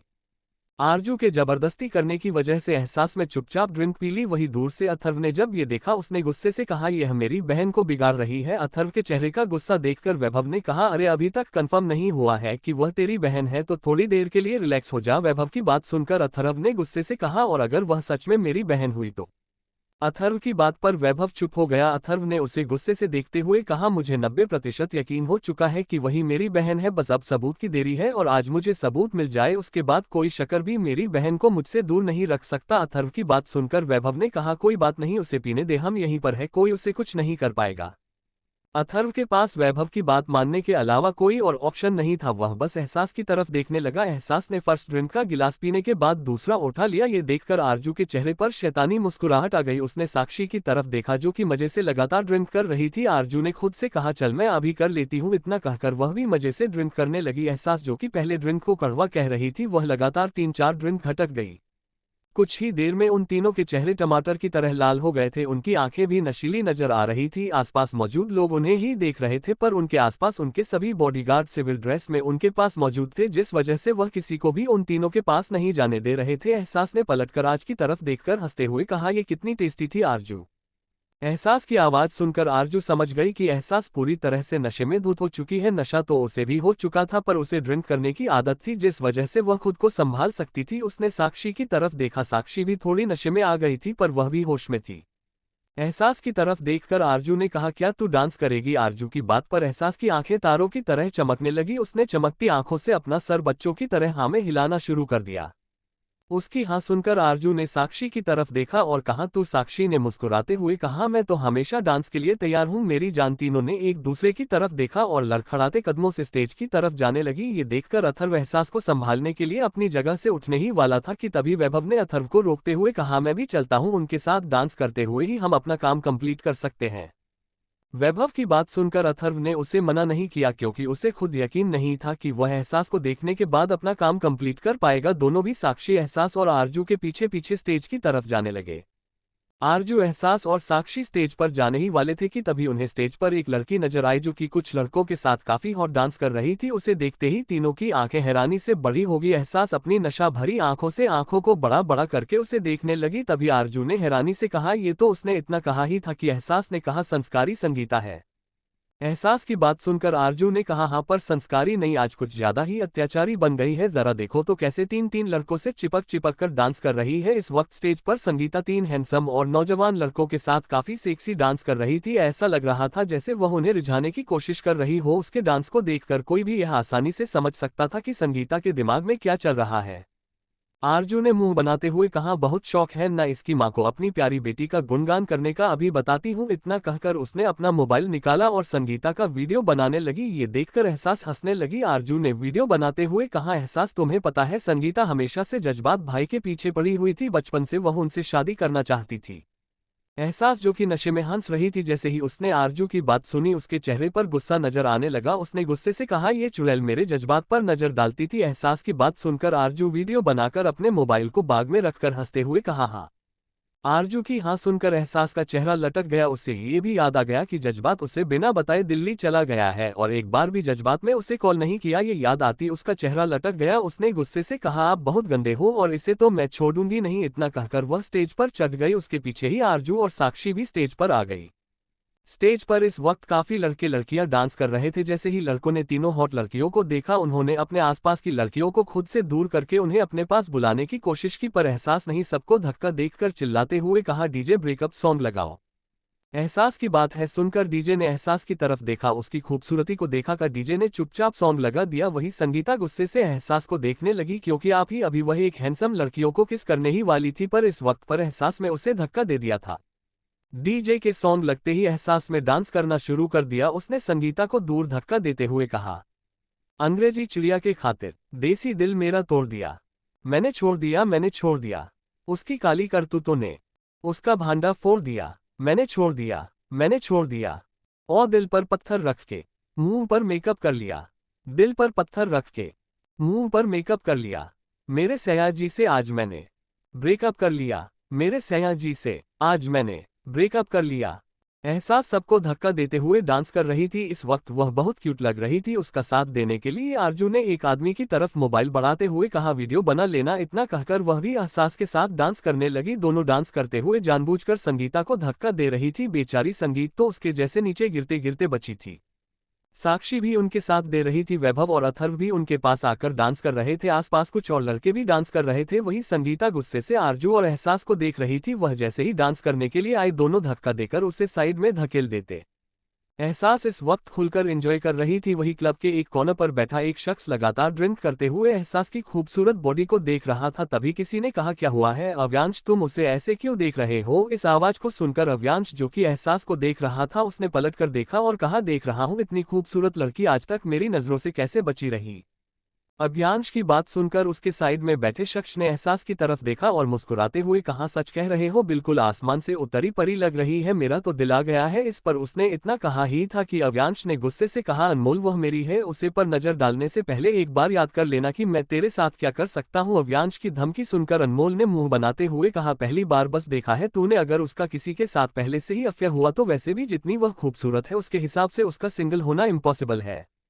अनमोल की बात पर अभियांश ने ड्रिंक को एक साथ में पूरी खत्म करते हुए कहा, मुझे फर्क नहीं पड़ता, बस मुझे इस बात से फर्क पड़ता है कि आप उसे पर मेरी नजर पड़ चुकी है तो उसे मेरा होना ही होगा। कहते हुए वह ड्रिंक करते हुए स्टेज पर मस्ती में डांस कर रही ही एहसास की तरफ देख रहा था। वही वैभव एहसास के पास आकर उसके बालों में हाथ डालने की कोशिश कर रहा था। ये देखकर और तू जो कि नशे में होकर भी एहसास की तरफ देख रही थी, उसने गुस्से से वैभव को एक लात मार दी। वैभव बेचारा स्टेज पर ही गिर गया। Chapter 58 plan successful. एहसास इस वक्त स्टेज पर मजे से डांस कर रही थी। उसका ध्यान ही नहीं था कि कोई उसके बालों को तोड़ने के लिए उसके पास आकर डांस कर रहा है। वही आरजू जो कि नशे में होते हुए भी एहसास की तरफ देख रही थी। जैसे ही उसका ध्यान वैभव पर गया, उसने एक लात मारकर उसे स्टेज पर ही नीचे गिरा दिया।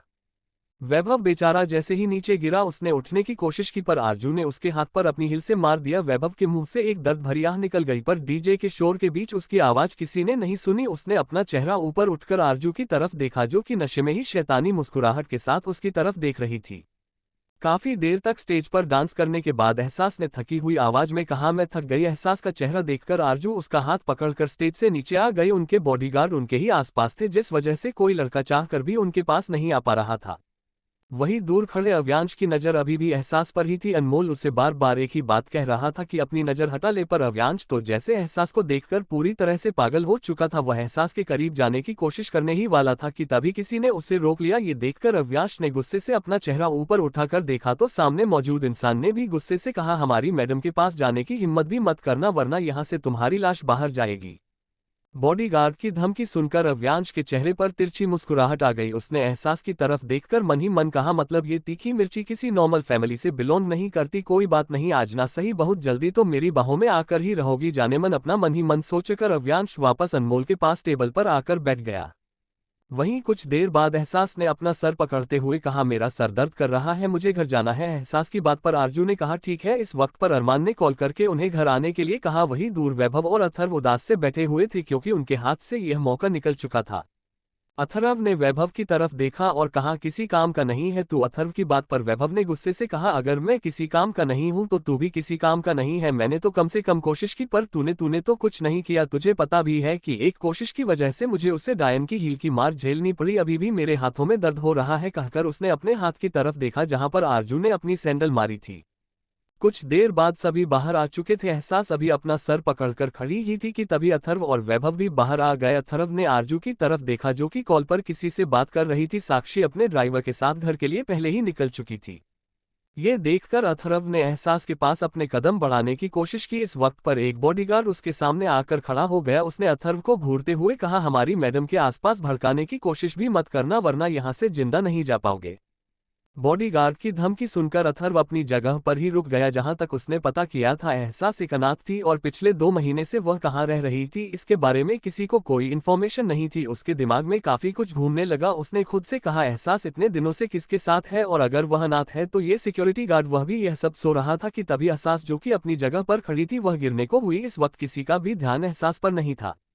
ये देखकर अथर्व ने बॉडीगार्ड को धक्का दिया और दौड़ता हुआ एहसास के पास से पकड़ने के लिए आ गया। बॉडीगार्ड कुछ समझ पाते इससे पहले ही अथर्व एहसास के पास पहुंचकर उसे अपनी बाहों में संभाल चुका था। एहसास को जब महसूस हुआ कि किसी ने उसे गिरने से बचा लिया है, उसने अपनी आधी आंखें खोलकर धीरे से कहा, जज्बात कहाँ हो आप। कहते हुए उसकी आंखें बंद हो गई। वही एहसास के मुझे जज्बात नाम सुनकर अथर्व पूरी तरह से हैरान हो गया था। उसी वक्त पर बॉडीगार्ड ने गुस्से से कहा, तुम्हारी हिम्मत कैसे हुई हमारी मैडम को छूने की। बॉडीगार्ड ने इतना कहा ही था कि अथर्व ने गुस्से से अपना चेहरा ऊपर उठकर बॉडीगार्ड की तरफ देखते हुए कहा, तुम्हें दिखाई नहीं दे रहा है कि अगर मैं इसे संभाल नहीं होता तो यह अब तक जमीन पर गिर चुकी होती। अगर तुम इसके बॉडीगार्ड हो तो तुम्हें इस पर ध्यान देना चाहिए, न कि मुझ पर। इतना कहकर अथर्व ने एहसास को खड़ा कर दिया। वही वैभव दूर से सब कुछ देख रहा था। उसने गुस्से से मन ही मन कहा कि इतना अच्छा मौका हाथ आया है पर फिर भी उसके बाल नहीं तोड़ रहा। आरजू भी अब तक कॉल पर बात करके पलट चुकी थी। उसने अपनी नशे भरी आंखों से सबकी तरफ देखा और कहा क्या हो रहा है। तभी उसका ध्यान एहसास पर गया। एहसास के पास जाकर उसने कहा तुझे क्या हुआ है, चलो घर जाना है वरना अरमान भाई तुझे और मुझे छोड़ेंगे नहीं। इतना कहकर वह एहसास कहाँ पड़कर गाड़ी में बैठ गई। एहसास को शायद बहुत नींद आ रही थी इसलिए वह जैसे तैसे गाड़ी में बैठ गई। कुछ ही देर में आरजू, एहसास और उनके बॉडीगार्ड्स वहां से जा चुके थे। अथर्व अपनी जगह पर खड़ा होकर गाड़ियों के काफिले को ही देख रहा था। तभी वैभव ने उसके पास आकर गुस्से से कहा कि किसी काम का नहीं है तू, जब तूने उसे अपनी बाहों में संभल ही लिया था तो उसके बाल नहीं तोड़ सकता था। वैभव की गुस्से भरी आवाज सुनकर अथर्व ने उसकी तरफ देखा और अपने हाथ को आगे कर दिया। ये देखकर वैभव ने गुस्से से कहा ये क्या है। इतना कहते ही उसकी आंखें खुशी से चमकने लगी क्योंकि अथर्व के हाथ में 2 बाल नजर आ रहे थे। वैभव ने खुशी से अथर्व को गले लगाते हुए कहा थैंक यू सो मच मेरे भाई, मुझे लगा था कि तू गधा है पर आज मुझे यकीन हो गया कि तेरे पास भी दिमाग है। वैभव की बकवास सुनकर अथर्व ने कहा बकवास बंद कर और जल्दी से यहाँ से चल, मुझे जितनी जल्दी हो सके उनका सैंपल टेस्ट करना है। अथर्व की बात सुनकर वैभव ने अपना सर हिला दिया। कुछ ही देर में वह दोनों भी अपनी गाड़ी में बैठकर वहां से अपने मेंशन के लिए निकल गए। दूसरी तरफ रात के 1 बजे मल्होत्रा मेंशन। एहसास और आरजू दोनों गाड़ी से बाहर आए। 2 बॉडीगार्ड्स उन्हें संभाल कर अंदर ला रहे थे। इस वक्त लिविंग रूम में अंश, दक्ष और अरमान तीनों उनके आने का इंतजार कर रहे थे। आखिर जज्बात के न होते हुए उन पर ही उन दोनों की जिम्मेदारी थी। जैसे ही अरमान ने उन दोनों को आते हुए देखा उसने चैन की सांस ली, पर उनके पास आते ही वह समझ गया कि दोनों ने ड्रिंक की है। उसे सबसे ज्यादा हैरानी तो ये बात देखकर हुई कि एहसास ने भी ड्रिंक की है, क्योंकि जितना उसे पता था एहसास कभी भी ड्रिंक नहीं करती थी। पर तभी उसका ध्यान अपनी बहन पर गया जो कि कांड करने में माहिर थी। को समझ गया कि जरूर आरजू नहीं जबरदस्ती एहसास को ड्रिंक करने के लिए कहा होगा। उसने नाराजगी भरी नजरों से आरजू की तरफ देखा पर आरजू तो खुद ही नशे में थी जिस वजह से उसे कोई फर्क नहीं पड़ा। तभी दक्ष ने कहा उनके साथ तो संगीता भी गई थी ना, वह कहाँ है। दक्ष की बात सुनते ही अरमान और अंश को भी एहसास हुआ कि यहाँ से गई तो 3 लड़कियां थी पर वापस सिर्फ 2 लड़की आए हैं। भले ही संगीता से उनका कोई क्लोज रिलेशन नहीं था पर फिर भी उन्हें अब संगीता की फिक्र हो रही थी। अरमान ने आरजू की तरफ देखकर उसे कंधों से पकड़कर हिलाते हुए कहा आरजू संगीता कहाँ है। अरमान के सवाल पर आरजू ने अपनी आंखें खोलकर धीमी आवाज में कहा होगी किसी के अपनी रातें रंगीन कर रही होगी। आरजू की बात सुनकर अरमान का चेहरा गुस्से से लाल हो गया। उसने गुस्से से बॉडीगार्ड की तरफ देखा और कहा क्या तुम लोगों को मैंने सख्त हिदायत नहीं दी थी कि तुम सभी लड़कियों को सही सलामत घर वापस लेकर आओगे। अरमान की गुस्से भरी आवाज सुनकर बॉडीगार्ड ने कहा जी सर, हम संगीता मैडम को भी लाए हैं। उसने इतना कहा ही था कि पीछे से तो बॉडीगार्ड संगीता को खींचते हुए लेकर आ रहे थे। संगीता इस वक्त इतनी ज्यादा नशे में थी कि उन बॉडीगार्ड्स को जबरदस्ती किस करने की कोशिश कर रही थी। ये देखकर लिविंग रूम में मौजूद सभी लोग हैरान हो गए। वही आरजू जिसे थोड़ा बहुत होश था उसने हंसते हुए कहा देखा भाई, और आप मुझे डांट रहे थे। क्लब में सारे अमीर आदमियों से चिपकने की कोशिश कर रही थी, ये लड़की किसी एक को भी नहीं छोड़ा। इसमें मेरा तो दिल कर रहा था कि मैं इसे वहीं पर छोड़ दूं, पर फिर यह सोचकर कि तड़का हुआ बेफिजूल में हमारे पीछे पड़ जाएगी, मैं इसे वापस लाने का डिसीजन ले लिया। पर देखिए ये बेशर्म लड़की हमारे प्यारे और शरीफ बॉडीगार्ड को भी नहीं छोड़ रही है। आरजू की बातें सुनकर अरमान ने दोनों बॉडीगार्ड की तरफ देखा और कहा इसे इसके रूम में छोड़कर आओ। वह दोनों बॉडीगार्ड संगीता से पूरी तरह से परेशान हो चुके थे। उन्होंने जल्दी से अपना सर हिलाया और संगीता को लेकर सेकंड फ्लोर पर लेकर आ गए। उन्होंने लगभग उसे धक्का देकर उसके रूम के अंदर किया और दरवाजा लगाकर गहरी सांस लेकर भागते हुए नीचे आ गए। अब तक एहसास और आरजू को दक्ष, अंश और अरमान ने उनके रूम में पहुंचा दिया था। दोनों एक दूसरे के साथ सोने की जिद कर रही थी जिस वजह से वह दोनों आज जज्बात और एहसास के रूम में ही सोने वाली थी। दिल्ली। जज्बात एक लग्जरियस मेंशन में अपने रूम में बेड पर लेटा हुआ था और कुछ सोच रहा था। उसके दिमाग में काफी कुछ चल रहा था। वह 1 हफ्ते के लिए दिल्ली अपने बिजनेस के लिए आया था। वह सोने की कोशिश कर रहा था पर नींद उसकी आंखों से कोसों दूर थी। शायद उसे एहसास की बाहों में सोने की आदत हो गई थी और एहसास इस वक्त उसकी बाहों में नहीं थी। उसने काफी कोशिश की पर उसे नींद नहीं आई। आखिर में वह उठकर रूम की बालकनी में आकर चांद को देखने लगा। चांद को देखते हुए ही उसकी आंखों के सामने कुछ पुराने नजारे घूमने लगे। फ्लैशबैक। एहसास बालकनी में खड़ी होकर चांद को देख रही थी। तभी पीछे से जज्बात में उसे अपनी बाहों में भरते हुए कहा क्या कर रहे हो बीवी। जज्बात के हाथों की पकड़ अपनी कमर पर महसूस करके पहले तो एहसास घबरा गई पर फिर उसने खुद को शांत करते हुए कहा कुछ नहीं, बस सोच रहे हो क्या सच में हमारी लाइफ इतनी चेंज हो गई है, क्योंकि कुछ वक्त पहले तक हमारी लाइफ पूरी तरह से डिफरेंट थी। मुझे कभी नहीं लगा था कि मेरी लाइफ में इतनी खुशी आएंगे। मुझे ये भी नहीं लगा था कि आप कभी मुझे अपनी बीवी के तौर पर एक्सेप्ट करेंगे, पर अब हमारी लाइफ पूरी तरह से चेंज हो चुकी है। अब बस मुझे यही डर है कि कहीं ये खुशियां बस लाइफ में कुछ पल के लिए ना रहे। मैं इन्हें लाइफ टाइम अपने साथ रहने देना चाहती हूँ, पर डर लगता है क्योंकि किस्मत में जब भी किसी चीज को अपना बनाने की कोशिश की है, किस्मत ने इस चीज को मुझे हमेशा हमेशा के लिए दूर किया है। एहसास की बात सुनकर जज्बात समझ गया था कि वह क्या सोच रही है। उसने एहसास को पलटकर अपनी तरफ किया और प्यार से उसका चेहरा अपने हाथों में भरते हुए कहा, तुम्हें घबराने की कोई जरूरत नहीं है। मैं जानता हूं कि तुम्हें मेरे पहले बिहेवियर की वजह से अभी भी डर लगता है कि कहीं फिर से मैं बदल ना जाऊं, पर मैं तुमसे प्रॉमिस करता हूं कि अब मैं कभी नहीं बदलने वाला हूं। हमारी लाइफ जिस तरह से पहले चलती थी उसी तरह से अभी भी चलेगी। हम दोनों हमेशा एक दूसरे के साथ रहेंगे, एक दूसरे की ढाल बनके। जज्बात की बात सुनकर एहसास नहीं उसकी आंखों में देखते हुए कहा, आप सच कह रहे हैं ना। एहसास की आंखों को देखकर जज्बात में प्यार से उसकी आंखों पर अपने होंठ रखते हुए कहा, मैं सच कह रहा हूं, वह भी अपने दिल से। तुम्हारे बिना जीने के बारे में अब मैं सोच भी नहीं सकता।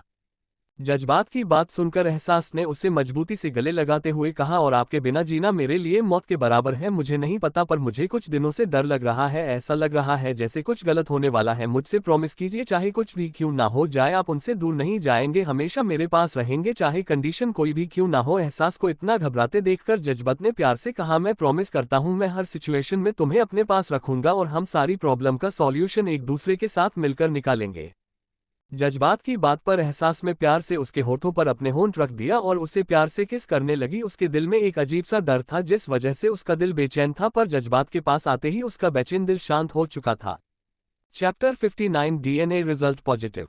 एहसास आरजू दोनों लिविंग रूम में कॉलेज जाने के लिए तैयार थी। सबका ब्रेकफास्ट हो चुका था, तभी पीछे से अरमान ने कहा, मैं आप दोनों को कॉलेज छोड़ देता हूं। अरमान की बात पर एहसास ने कहा, पर अरमान तुम्हें तो ऑफिस जाना था ना। एहसास की बात पर अरमान ने मुस्कुराते हुए कहा, कोई बात नहीं भाभी, मैं ऑफिस आप दोनों को छोड़ने की बात चला जाऊंगा, चलिए।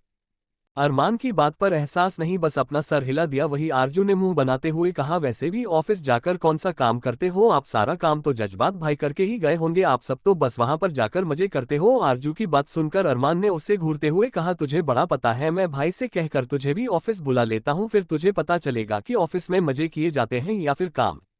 अरमान की धमकी सुनकर आरजू का मुंह बन गया। उसने मासूम सा चेहरा बनकर एहसास की तरफ देखा और, भाभी जी मुझे अपने देवर जी से बचाए ना। आरजू के मुंह से भाभी सुनकर एहसास की आंखें छोटी हो गई। उसने पहले ही आरजू से कहा था कि उसे उसके मुंह से भाग ही नहीं बल्कि एहसास सुनना पसंद है, क्योंकि उसे भाभी कहने वाले तो इतने सारे लोग थे, पर उसके पास गिनती के सिर्फ 2 ही फ्रेंड्स थे, साक्षी और आरजू। वह अपने फ्रेंड्स को नहीं खोना चाहती थी, इसलिए उसने कहा आरजू। एहसास को नाराज देखकर आरजू ने मुस्कुराते हुए कहा, आई एम सॉरी मेरी जान, अच्छा चल वरना हमें देर हो जाएगी, आज प्रोजेक्ट भी सबमिट करना है। आरजू की बात सुनकर अरमान ने कहा, चलो वरना तुम्हारी वजह से मुझे भी देर हो जाएगी। दूसरी तरफ राठौर मेंशन मुंबई। वैभव और अथर्व दोनों रेडी होकर कहीं जा रहे थे। दोनों के चेहरे पर इस वक्त डर, घबराहट, एक्साइटमेंट सब कुछ नजर आ रहा था। अथर्व ने अपने हाथ में पड़े हुए बालों के सैंपल की तरफ देखा और गहरी सांस ली। कुछ ही देर में वह दोनों मुंबई के एक प्राइवेट हॉस्पिटल के बाहर खड़े थे। अस्पताल के अंदर जाकर उन्होंने सारी फॉर्मेलिटी पूरी कर ली। अथर्व ने डॉक्टर की तरफ देखते हैं कहा, डॉक्टर टेस्ट के रिजल्ट आने में कितना टाइम लग जाएगा, आपको चाहे जितने पैसे लगे मैं देने के लिए तैयार हूं, पर जितनी जल्दी हो सके मुझे रिजल्ट मेरे हाथ में चाहिए। अथर्व की बात सुनकर डॉक्टर ने शांति से कहा, देखी कर बात पैसों की नहीं है, हम चाहे कितनी भी कोशिश क्यों न कर ले, रिजल्ट आने में कम से कम शाम हो ही जाएगी। डॉक्टर की बातें सुनकर अथर्व का चेहरा लटक गया। तभी वैभव ने उसके कंधे पर हाथ रखाकर उसे शांत रहने के लिए कहा। कुछ देर बाद वह दोनों वहां से ऑफिस चले गए, क्योंकि रिजल्ट तो शाम को ही मिलने वाला था और अभी तो सिर्फ सुबह के 10 बजे थे। ऑफिस जाते हुए रास्ते में अथर्व चुपचाप गाड़ी में बैठा हुआ था। ये देखकर वैभव ने कहा, ऐसे क्यों बैठा हुआ है, जैसे तेरी गर्लफ्रेंड तुझे छोड़कर भाग गई हो। अरे भाई पॉजिटिव सोच, जब 20 सालों तक इंतजार किया है तो अब क्या तू कुछ घंटे का इंतजार नहीं कर सकता। वैभव की बात सुनकर अथर्व ने उसकी तरफ देखते हुए कहा, वैभव तू जानता है कि 20 सालों का इंतजार कितनी मुश्किलों से काटा है, पर अब ये कुछ घंटे मुझे 20 सालों से भी ज्यादा बढ़कर लग रहे हैं। बस भगवान से यही दुआ है कि मेरा शक यकीन में बदल जाए और मैं अपने परिवार के चेहरे की मुस्कुराहट, जो कि 20 साल पहले ही उनके चेहरे से चली गई थी, वापस लौटा सकूं, मेरी मॉम के दर्द को कम कर सकूं। अथर्व की बात सुनकर वैभव ने उसके कंधे पर हाथ रखते हुए कहा, भगवान ने इतने साल तुम लोगों को दर्द दिया है, पर अब वह दर्द खत्म हो जाएगा मेरे भाई, बस यकीन रख और चुपचाप शांत बैठ जा, मुझे यकीन है कि इस बार हमारा विश्वास जीतेगा। वैभव की बात सुनकर अथर्व थोड़ा शांत हो गया, पर अभी भी उसे घबराहट हो रही थी। जब तक रिजल्ट उसके हाथ में नहीं आ जाता तब तक ये घबराहट कम नहीं होने वाली थी। उसने अपनी आंखें बंद की। उसकी आंखों के सामने एहसास का प्यारा सा चेहरा घूमने लगा। अथर्व ने बंद आंखों के साथ ही कहा, तुमने एहसास के बारे में इंफॉर्मेशन निकालने के लिए हमारे आदमियों को लगा दिया है ना। अथर्व की बात पर वैभव ने कहा, हाँ, पर अभी तक कुछ भी पता नहीं चला है, पर मुझे यकीन है कि वह सब लोग बहुत जल्दी एहसास की इंफॉर्मेशन निकालकर हमें दे देंगे। कुछ देर बाद अथर्व और वैभव दोनों राठौर कॉरपोरेशन पहुंच चुके थे। मुंबई में भी राठौर कॉरपोरेशन की ब्रांच थी। दोनों सीधा ऊपर अपने केबिन में काम करने के लिए चले गए। हालांकि दोनों का ही आज दिन भर काम में मन नहीं लग रहा था, पर फिर भी दोनों जैसे तैसे काम में अपना मन लगाकर शाम को रिपोर्ट आने का इंतजार कर रहे थे। दूसरी तरफ एक्सेल कॉलेज मुंबई, एहसास, आरजू, साक्षी तीनों इस वक्त कैंटीन में बैठी हुई थी। एहसास गुमसुम सी बस अपने प्लेट में अपने लंच को देख रही थी। वही आरजू और साक्षी हमेशा की तरह लड़ाई करते हुए अपना लंच एंजॉय कर रही थी। आरजू ने बड़ा सा बर्गर का बाइट अपने मुंह में लेते हुए कहा, ये कितना टेस्टी है। क्यों एहसास? इतना कहकर उसने एहसास की तरफ देखा तो एहसास ने अभी तक कुछ नहीं खाया था। वह चुपचाप किसी मूर्ति की तरह बैठी हुई थी। एहसास को इस तरह से बैठे हुए देखकर आरजू ने उसे हिलाते हुए कहा, क्या हुआ तुझे भाई की याद में? तू क्या बैठे बैठे ही सोना सीख गई है? आरजू की बात सुनकर एहसास झेप गई। उसने कहा, नहीं कुछ नहीं हुआ है। एहसास की बात पर साक्षी ने उसे आंख मारते हुए कहा, मुझे पता है तुझे क्या हुआ है। साक्षी की बात पर एहसास उसे कंफ्यूज होकर देखने लगी। साक्षी ने मुस्कुराते हुए कहा, तुझे लवेरिया हुआ है। लवेरिया ये प्रेम रोग है मेरी जान, ये सिर्फ आशिकों को ही होते हैं। साक्षी की बात सुनकर एहसास के गाल गुलाबी हो गए। वहीं आरजू जोर जोर से हंसने लगी। वह इतनी जोर से हंस रही थी कि कैंटीन में मौजूद सभी लोग उसे ही देखने लगे। ये देखकर आरजू ने अपना हंसना बंद करके सबको गुस्से से घूरते हुए कहा, मुझे क्यों घूर रहे हो? क्या मेरे चेहरे पर तुम लोगों को टीवी नजर आ रही है या फिर मैं जो करूं? आरजू की डांट सुनकर सभी लोग अपनी नजरें चुराने लगे। आखिर आरजू को सभी लोग दबंग नाम से जो जानते थे, किसी को पीटना, किसी का सर फोड़ना उसके लिए नॉर्मल बात थी। मल्होत्रा कॉरपोरेशन, दिल्ली। जज्बात इस वक्त एक इम्पॉर्टेंट मीटिंग में मौजूद था। मीटिंग रूम का माहौल काफी ज्यादा गर्म था। उसका मोबाइल जो कि टेबल पर रखा हुआ था वह वाइब्रेट हो रहा था, पर उसका ध्यान नहीं था। काफी देर तक जब जज्बात में कॉल नहीं उठाया तो उसका मोबाइल बंद हो गया। मीटिंग खत्म होने के बाद जज्बात अपना मोबाइल उठाकर मीटिंग रूम से बाहर आ गया। उसने अर्जुन की तरफ देखते हुए उसे कुछ समझना शुरू कर दिया। अर्जुन भी उसकी पूरी बातें सुनते हुए चुपचाप अपना सर हिलाते हुए कुछ नोटपैड में नोट कर रहा था। कुछ देर बाद जज्बात अपने केबिन में आकर बैठ गया। वह जिस डील को फाइनल करने के लिए दिल्ली आया था वह डील फाइनल हो चुकी थी। वह कल ही अपना सारा काम कंप्लीट करके शाम को वापस मुंबई जाने के लिए निकलने वाला था। उसने अपना मोबाइल निकाला और एहसास का नंबर डायल की कोशिश की। इस वक्त पर उसे एक इंसान की कम से कम 25 मिस कॉल नजर आए, जिसे देखते ही उसकी आंखें गहरी हो गई। यह उसके सिक्योरिटी हेड जोसेफ की मिस कॉल थी। उसने कॉल करके जोसेफ के कुछ कहने से पहले ही बेहद डरावनी आवाज में कहा, क्या हुआ है? जज्बात की डरावनी आवाज सुनकर दूसरी तरफ से जोसेफ ने खुद को संभालते हुए कहा, सर हमें पता लगा है कि कोई मैडम की इन्फॉर्मेशन निकालने की कोशिश कर रहा है।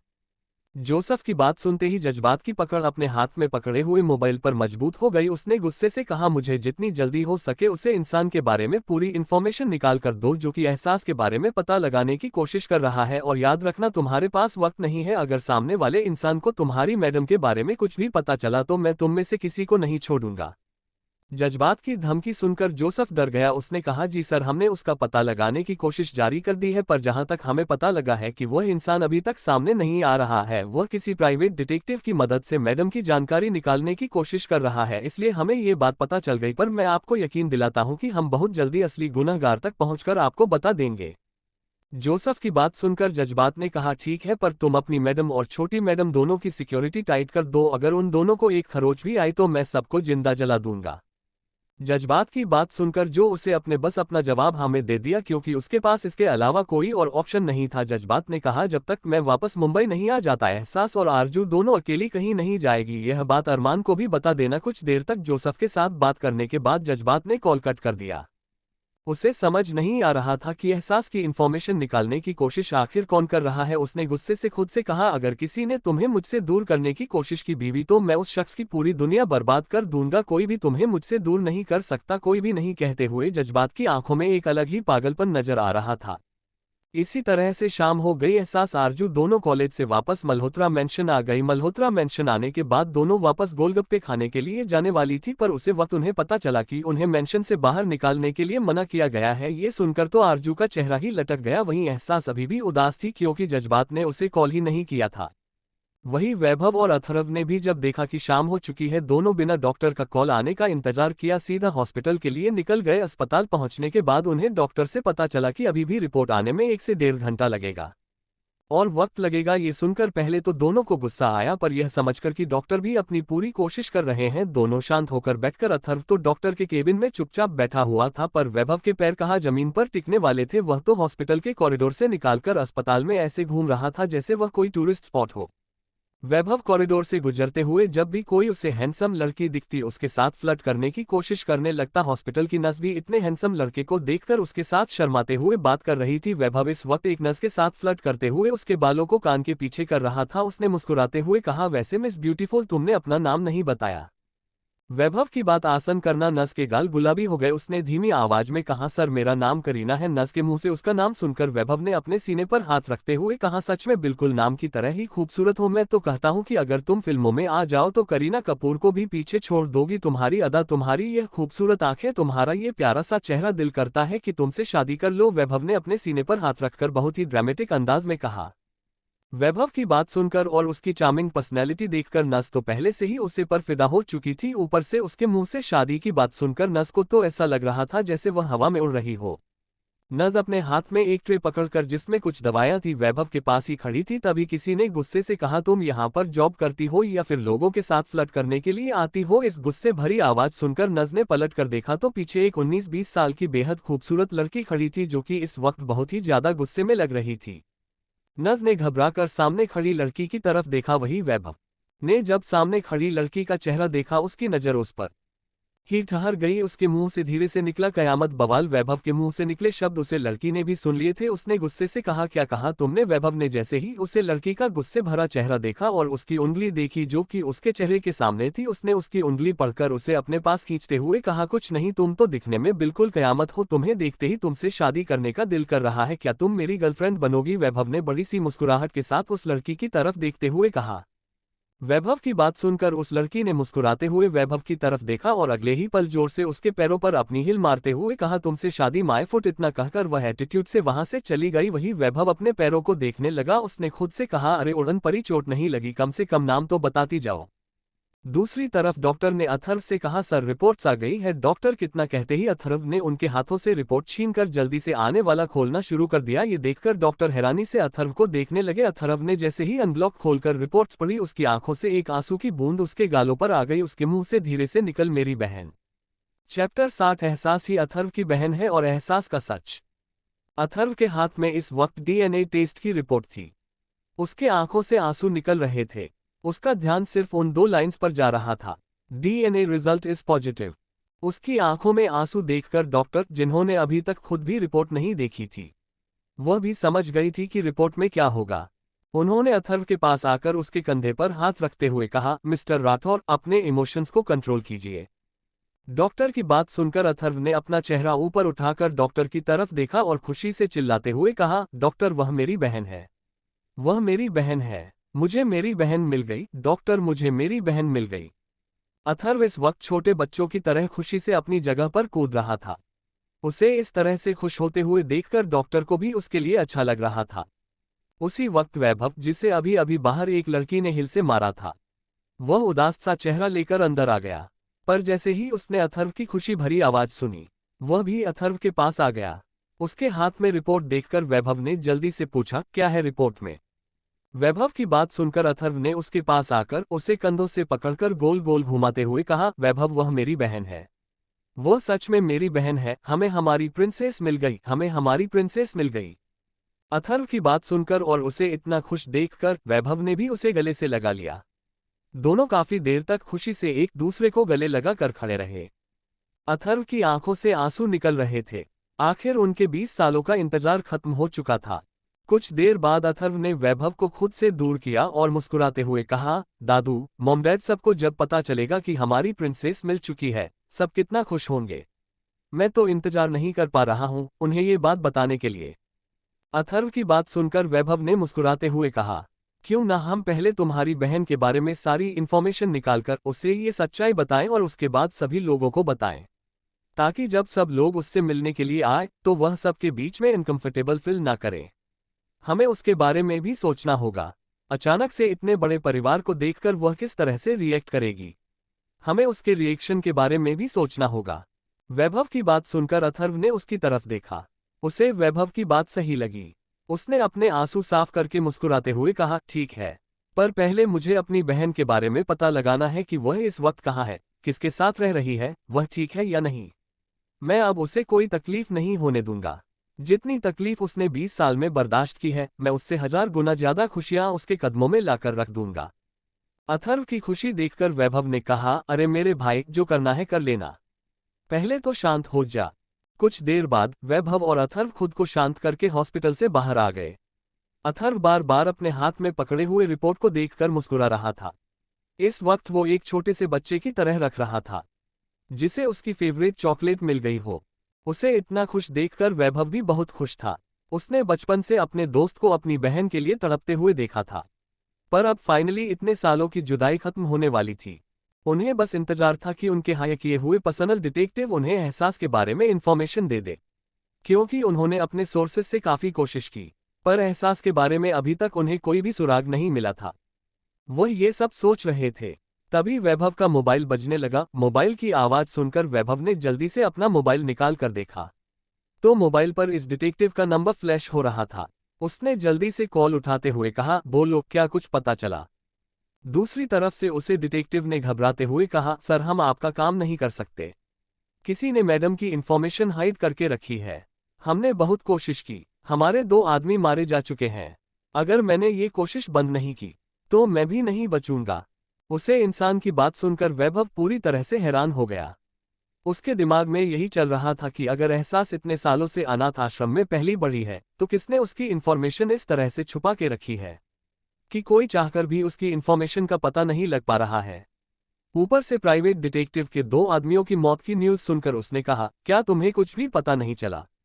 वैभव की बात सुनकर दूसरी तरफ से प्राइवेट डिटेक्टिव ने घबराते हुए कहा, मैं बस आपको इतना बता सकता हूं कि मैडम इस वक्त एक्सेल कॉलेज में है, और वह एक्सेल कॉलेज के 2nd ईयर में पढ़ती है। इतना कहकर बिना वैभव की आगे की कोई बात सुने उस प्राइवेट डिटेक्टिव ने कॉल कट कर दिया। पर वैभव के लिए इतनी इन्फॉर्मेशन भी बहुत थी। वैभव की बात अथर्व ने भी सुन ली थी, क्योंकि कॉल स्पीकर पर था। उसने कहा, एक्सेल कॉलेज चलो। अथर्व की बात सुनकर वैभव ने कहा, क्या तू पागल हो गया है? इस वक्त कॉलेज की छुट्टी हो चुकी है, क्योंकि इस वक्त रात का टाइम है, ना कि दिन का। अगर तुझे एक्सेल कॉलेज जाना भी है तो तुझे कल तक का इंतजार करना होगा। वैभव की बात सुनकर अथर्व ने गुस्से से अपने बाल खींचते हुए कहा, आज सुबह से शाम का इंतजार करने में मुझे ऐसा लगा जैसे मैं पागल हो जाऊंगा, और तू बोल रहा है कि मुझे सुबह तक का इंतजार करना होगा। अथर्व को इतना परेशान देखकर वैभव ने कहा, हमारे पास दूसरा कोई ऑप्शन नहीं है अथर्व। वैभव की बात पर अथर्व ने मुस्कुराते हुए कहा, है ना? बिल्कुल है। अथर्व की बात पर वैभव ने हैरानी से कहा, कौन सा? अथर्व ने उसकी तरफ देखा और कुछ कहा, जिसे सुनकर वैभव ने कहा, बिल्कुल भी नहीं। वैभव को ना कहते हुए देखकर अथर्व ने गुस्से से कहा, ठीक है, तुम्हें आने की कोई जरूरत नहीं है, जो करना है मैं खुद ही कर लूंगा। इतना कहकर वह जाकर अपनी गाड़ी में बैठ गया। ये देखकर वैभव ने खुद से कहा, हे भगवान, ऐसा नालायक दोस्त क्यों दिया मुझे तूने? इतना कहकर वह भी ना चाहते हुए अथर्व के साथ गाड़ी में बैठ गया। कुछ ही देर में उनकी कार एक बड़े से आलीशान घर के सामने आकर रुकी। यह एक्सेल कॉलेज के प्रिंसिपल का घर था, जिसके इन्फॉर्मेशन को उन्होंने कार में बैठे बैठे ही निकली थी। वैभव ने अथर्व की तरफ देखा और कहा, अथर्व, बस एक रात की बात है, कल हम कॉलेज जाकर इन्फॉर्मेशन निकाल लेंगे। देखना, अभी रात के 8 बजे हैं। इस तरह से किसी के घर जाकर किसी को परेशान करना अच्छी बात नहीं है। दादाजी ने तुझे मैनर्स सिखाया है ना? वैभव की बात पर अथर्व ने ककर से बाहर आते हुए कहा, मैनर्स मुझे सिखाया है या नहीं, ये तू दादाजी से ही पूछ लेना कल। फिलहाल चुपचाप मेरे साथ अंदर चल, वरना यहाँ पर बाहर रह सकता है। मैं तुझे जबरदस्ती अपने साथ नहीं लेकर जा रहा हूँ। इतना कहकर अथर्व तेजी से घर की तरफ अपने कदम बढ़ने लगा। वैभव ने खुद से कहा, दोस्ती की है तो निभानी तो पड़ेगी। ऐसा कहकर वह दौड़ता हुआ जाकर अथर्व के बगल में खड़ा हो गया। वो दोनों गेट के पास पहुंचे ही थे, तभी गेट पर खड़े 2 सिक्योरिटी गार्ड ने उन दोनों को रोक लिया। अथर्व ने अपना कार्ड निकालकर उनके हाथ में देते हुए कहा, मुझे मिस्टर राघव दीक्षित से मिलना है। राघव दीक्षित प्रिंसिपल का नाम था। अथर्व का कार्ड देखकर दोनों गार्ड ने एक दूसरे की तरफ देखा और अपना सर हिला दिया। उन्होंने अथर्व को अंदर जाने की परमिशन दे दी। दरवाजे के पास पहुंचकर उन्होंने बेल बजाए। अंदर राघव दीक्षित का पूरा परिवार डिनर करके लिविंग रूम में बैठकर एक दूसरे के साथ बात कर रहा था। उनके घर में उनकी पत्नी रश्मि दीक्षित, उनका बेटा आयुष दीक्षित और उनकी बेटी जानवी दीक्षित थी। बेल की आवाज सुनकर रश्मि दीक्षित ने सर्वेंट को इशारा किया। सर्वेंट ने जल्दी से जाकर दरवाजा खोला। दरवाजा खुलते ही सभी लोगों का ध्यान दरवाजे पर खड़े 2 हैंडसम नौजवानों पर गया। उन्हें देखकर दीक्षित परिवार हैरान हो गया। वहीं आयुष दीक्षित जो कि बिजनेस स्टडीज कर रहा था, उसने जैसे ही अथर्व को देखा, उसकी आंखें हैरानी से बड़ी हो गई। तभी उसका ध्यान अथर्व के बगल में खड़े वैभव कर गया। उन दोनों को पहचानते ही उसने चिल्लाते हुए कहा, अथर्व राठौर, वैभव सूर्यवंशी। उसके मुंह से उन दोनों का नाम सुनकर रश्मि, राघव और जानवी हैरान हो गए। वही जानवी का ध्यान तो उन दोनों हैंडसम लड़कों से हट ही नहीं रहा था। आयुष दौड़ता हुआ जाकर उनके पास खड़ा हो गया। उसने एक्साइटमेंट से कहा, आप अथर्व राठौर हैं ना? मैं आपके बिजनेस तकनीक का बहुत बड़ा फैन हूं। फिर उसने वैभव की तरफ देखकर मुस्कुराते हुए कहा, और आपकी पीआर एजेंसी के सीईओ हैं ना? आपका तो क्या ही कहना। आप लोग जिस तरह से लोगों के बर्बाद हुए करियर को ऊंचे मुकाम पर पहुंचाते हो, वो तो मैंने कभी किसी पब्लिक रिलेशन कंपनी में नहीं देखा। उसकी तारीफ सुनकर अथर्व और वैभव के चेहरे पर एक छोटी सी मुस्कुराहट आ गई। तभी राघव ने अपनी जगह पर खड़े होते हुए कहा, आयुष। अपने पापा की आवाज सुनकर आयुष ने पलटकर उनकी तरफ देखा और मुस्कुराते हुए वैभव और अथर्व को अंदर आने के लिए कहा। कुछ ही देर में आयुष ने अपने परिवार को वैभव और अथर्व के बारे में बता दिया था। अथर्व और वैभव की रियल आइडेंटिटी जानने के बाद दीक्षित परिवार थोड़ा हैरान और थोड़ा परेशान थे। भले ही वह लोग अमीर थे, पर इतने अमीर नहीं कि उनके घर राठौर परिवार का बेटा और सूर्यवंशी परिवार का बेटा खुद चलकर आए। राघव दीक्षित ने अपनी बीवी को इशारा किया और वैभव और अथर्व को अपने साथ स्टडी रूम में चलने के लिए कहा। कुछ देर बाद राघव दीक्षित के स्टडी रूम में अथर्व और वैभव सोफे पर बैठकर अपने सामने हैरान परेशान राघव दीक्षित को देख रहे थे। राघव जी ने आयुष को बाहर भेज दिया था। उन्हें चुप देखकर अथर्व ने कहा, देखिए प्रिंसिपल सर, मुझे बस आपसे एहसास के बारे में जानना है। मैंने आपको अब ये भी बता दिया है कि वह मेरी कौन है। मुझे लगता है कि आपको मुझे उसके बारे में बताने में कोई प्रॉब्लम नहीं होनी चाहिए। अगर आपको मुझ पर भरोसा ना हो तो मैं आपको डीएनए रिपोर्ट भी दिखाने के लिए तैयार हूं।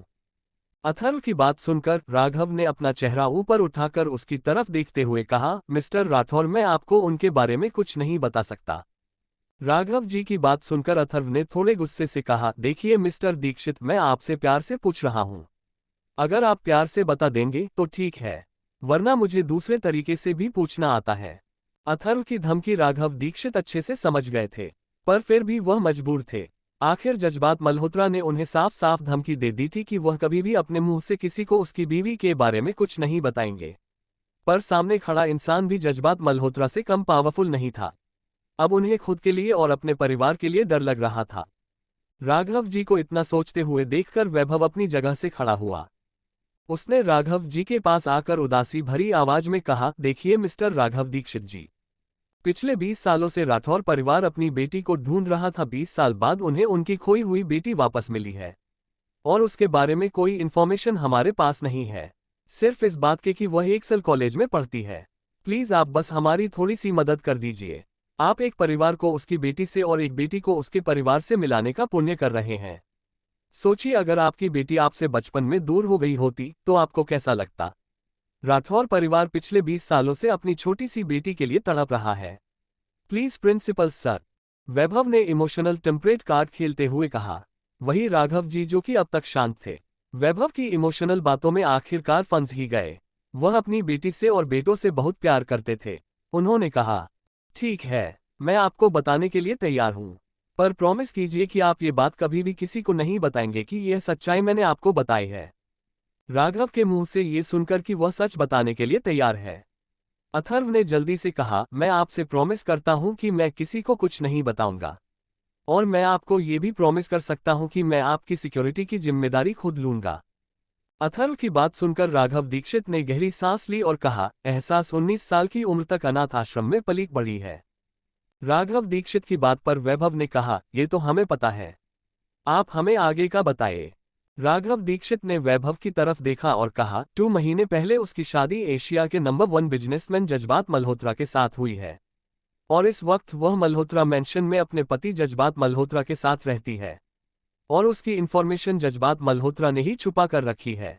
उन्होंने ही मुझे सख्त हिदायत दी थी कि मैं किसी को उनकी वाइफ के बारे में ना बताऊं, इसलिए मुझे घबराहट हो रही थी, पर मुझे उम्मीद है कि आप उन्हें ये बात नहीं बताएंगे कि आपको उनकी वाइफ के बारे में मैंने सब कुछ सच सच बताया है। प्रिंसिपल की बात सुनकर इस वक्त अथर्व और वैभव पूरी तरह से हैरान थे। उन्हें अपने कानों पर यकीन नहीं हो रहा था कि जज्बात मल्होत्रा, जिसका नाम बिजनेस की दुनिया में सबसे ऊंचा था, वह एहसास का पति है। अब उन्हें समझ आ रहा था कि इतनी कोशिश करने के बावजूद उन्हें एहसास के बारे में कोई भी न्यूज़ क्यों नहीं मिल रही है। आखिर उसकी इन्फॉर्मेशन हाइड करके रखने वाला कोई नॉर्मल इंसान नहीं बल्कि जज्बात मल्होत्रा था। इसी वजह से अभी तक उन्हें कुछ भी पता नहीं चला रहा था। आपको स्टोरी कैसी लगी जरूर कमेंट करें। थैंक्स।